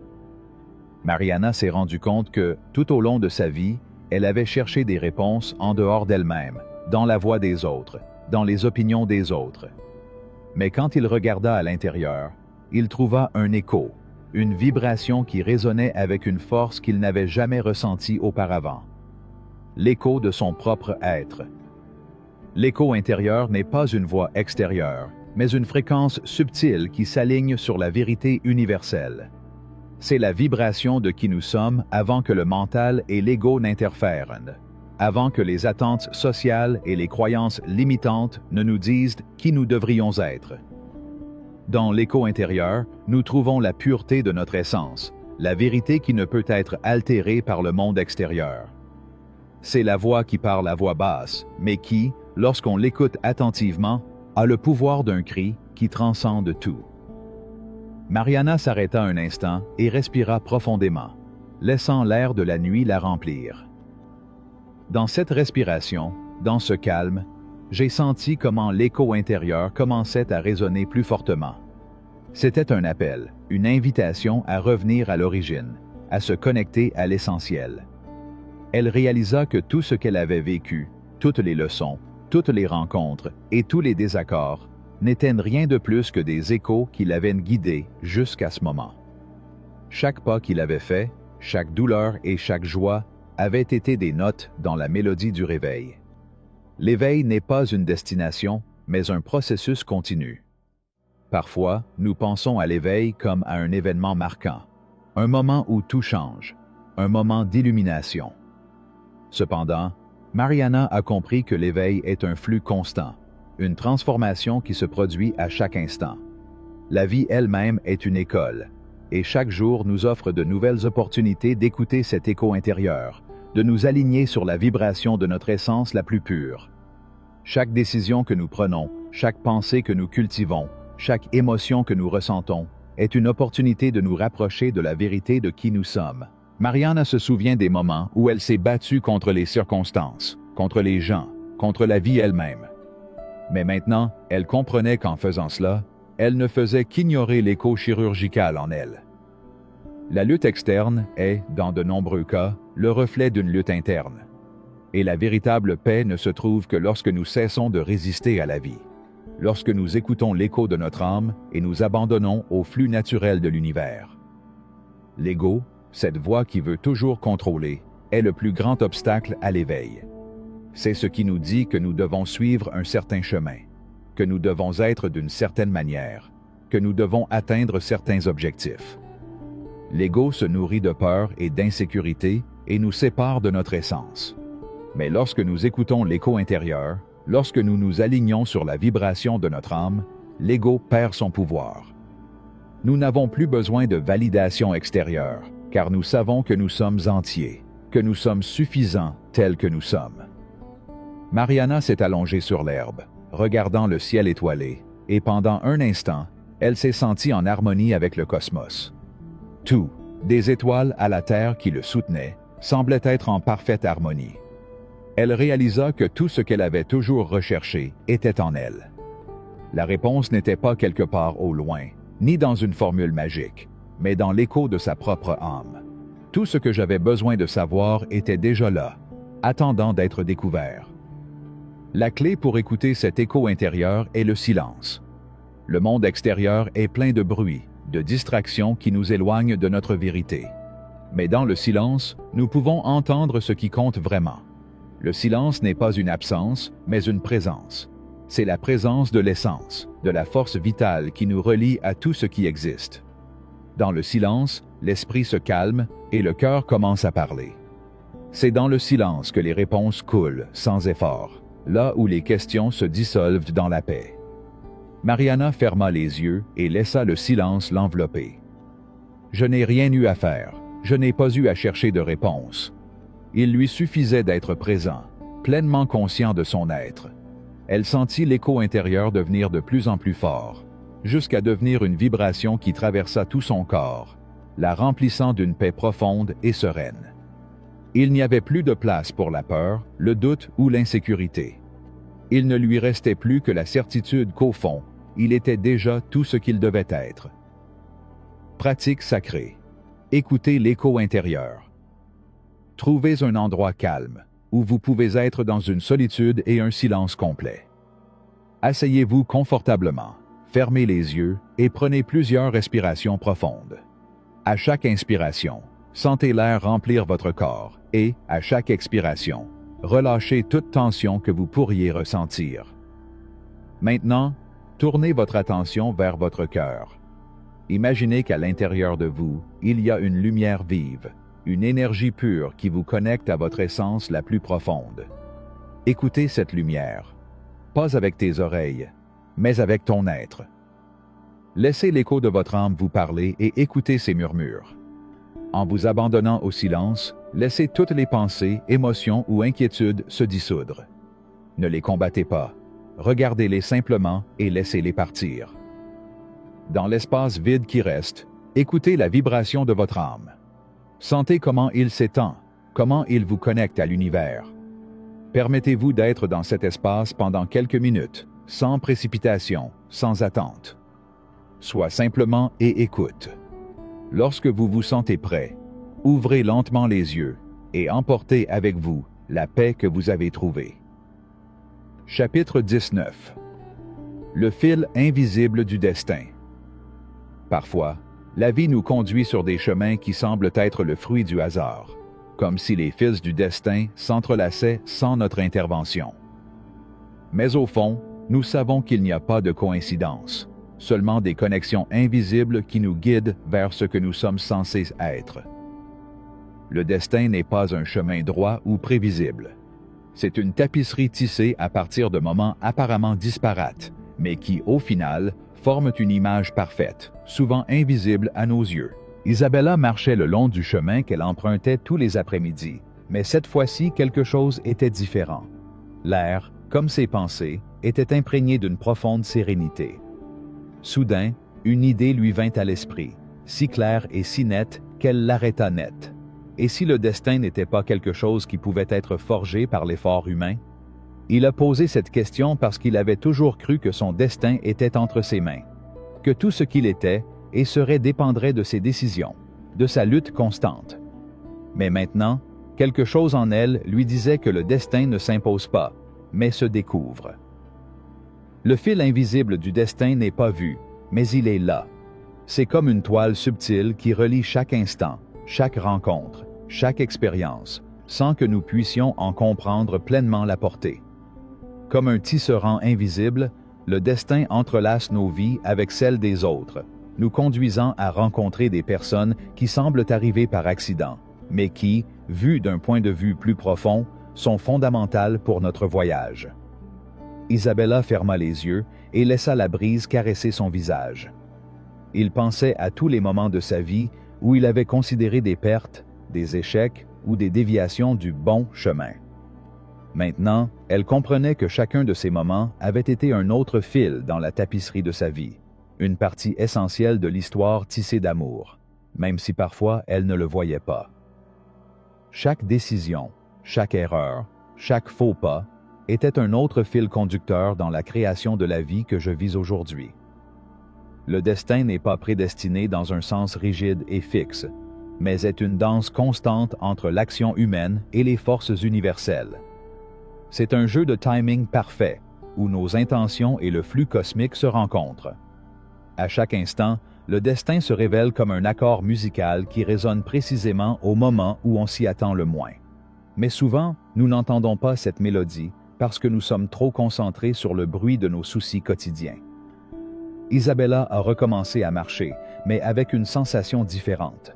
Il n'avait plus l'impression de devoir se précipiter, ni de devoir faire de gros efforts pour trouver son but. Elle avait l'impression que tout ce qu'elle avait à faire était d'être présente, d'être consciente et de laisser le fil invisible du destin la guider. Le destin n'est pas quelque chose à poursuivre, c'est quelque chose qui peut être découvert à chaque instant d'abandon. Tout au long de sa vie, Isabella avait senti que tout devait être contrôlé, que chaque action devait avoir une cause et un effet spécifique. Mais à mesure qu'il progressait, il commença à réaliser que plus il s'accrochait au contrôle, plus il s'éloignait de la vérité qu'il désirait tant trouver. Le contrôle est une illusion.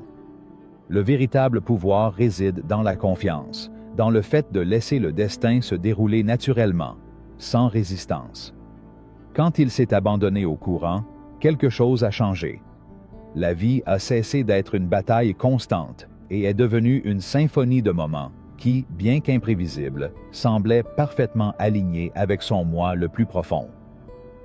Peu importe à quel point les chemins étaient tortueux ou inattendus, elle savait qu'à la fin, tout s'entremêlerait pour la conduire là où elle était censée être. La connexion avec le destin n'est pas une question de volonté humaine, mais de résonance avec les forces de l'univers. Tout comme une corde vibre lorsqu'elle est en harmonie avec une autre, nos vies résonnent avec les vibrations du cosmos lorsque nous nous alignons avec qui nous sommes au plus profond de nous-mêmes. Lorsque nous sommes en phase avec notre moi le plus profond, avec notre vérité intérieure, les fils du destin s'entremêlent parfaitement. Isabella arriva dans une clairière de la forêt, où un arbre solitaire se dressait devant elle. Dans ses branches, une silhouette, presque éthérée, l'observait avec des yeux sages. C'était comme si l'arbre lui-même, avec son calme et sa présence, était vivant du mystère de la création. Isabella s'approcha de l'arbre et s'assit silencieusement à ses pieds. Quelque chose dans le calme de cet endroit lui faisait ressentir une profonde connexion avec l'univers. Tout ce qu'elle avait appris, tout ce qu'elle avait vécu, semblait lui parvenir à ce moment-là. La destination n'était pas un endroit où arriver, mais une expérience vécue à chaque pas que nous faisions, à chaque pensée qui surgissait dans notre esprit. L'arbre, aux racines profondes, murmura à Isabella. « Tu n'as pas besoin de forcer ton chemin, mon enfant. Le destin ne consiste pas à arriver quelque part. Il s'agit d'être soi-même, de s'autoriser à vivre en toute authenticité. Les fils du destin sont déjà tissés, et il te suffit de suivre le courant de ton âme. » Pratique sacrée. Se connecter au fil invisible. Trouvez un endroit dans la nature où vous pouvez être silencieux et en paix. Asseyez-vous confortablement et fermez les yeux. Respirez profondément, en permettant à chaque inspiration de vous connecter à l'énergie vitale qui vous entoure. Imaginez que vous faites partie d'une grande tapisserie, où chaque fil représente une expérience, une rencontre, une émotion. Dans cet état de sérénité, laissez votre esprit se calmer. Sentez les fils du destin s'entrelacer autour de vous, vous guidant doucement vers votre vrai moi. Vous n'avez pas besoin de savoir comment ou pourquoi, vous devez simplement avoir confiance que le chemin est déjà tracé, que les connexions sont faites. Ressentez la présence de tous les moments passés et futurs comme une vibration qui vous entoure. Le destin ne consiste pas à contrôler, mais à accepter ce qui vient avec grâce et sagesse. Laissez le flux du destin vous envelopper, vous guidant vers ce que vous êtes destiné à être. Lorsque vous ressentez une paix profonde dans votre cœur, ouvrez lentement les yeux, emportant avec vous la compréhension que le destin vous guide, à tout moment, à travers les fils invisibles de la vie. Avant de vous dire au revoir, je tiens à vous rappeler que dans la description, vous avez le premier lien pour continuer à explorer la métaphysique et la spiritualité de manière beaucoup plus profonde. Ne vous contentez pas d'en savoir un peu plus. Investissez en vous-même, suivez votre curiosité et découvrez tout ce que vous êtes capable d'accomplir. À bientôt.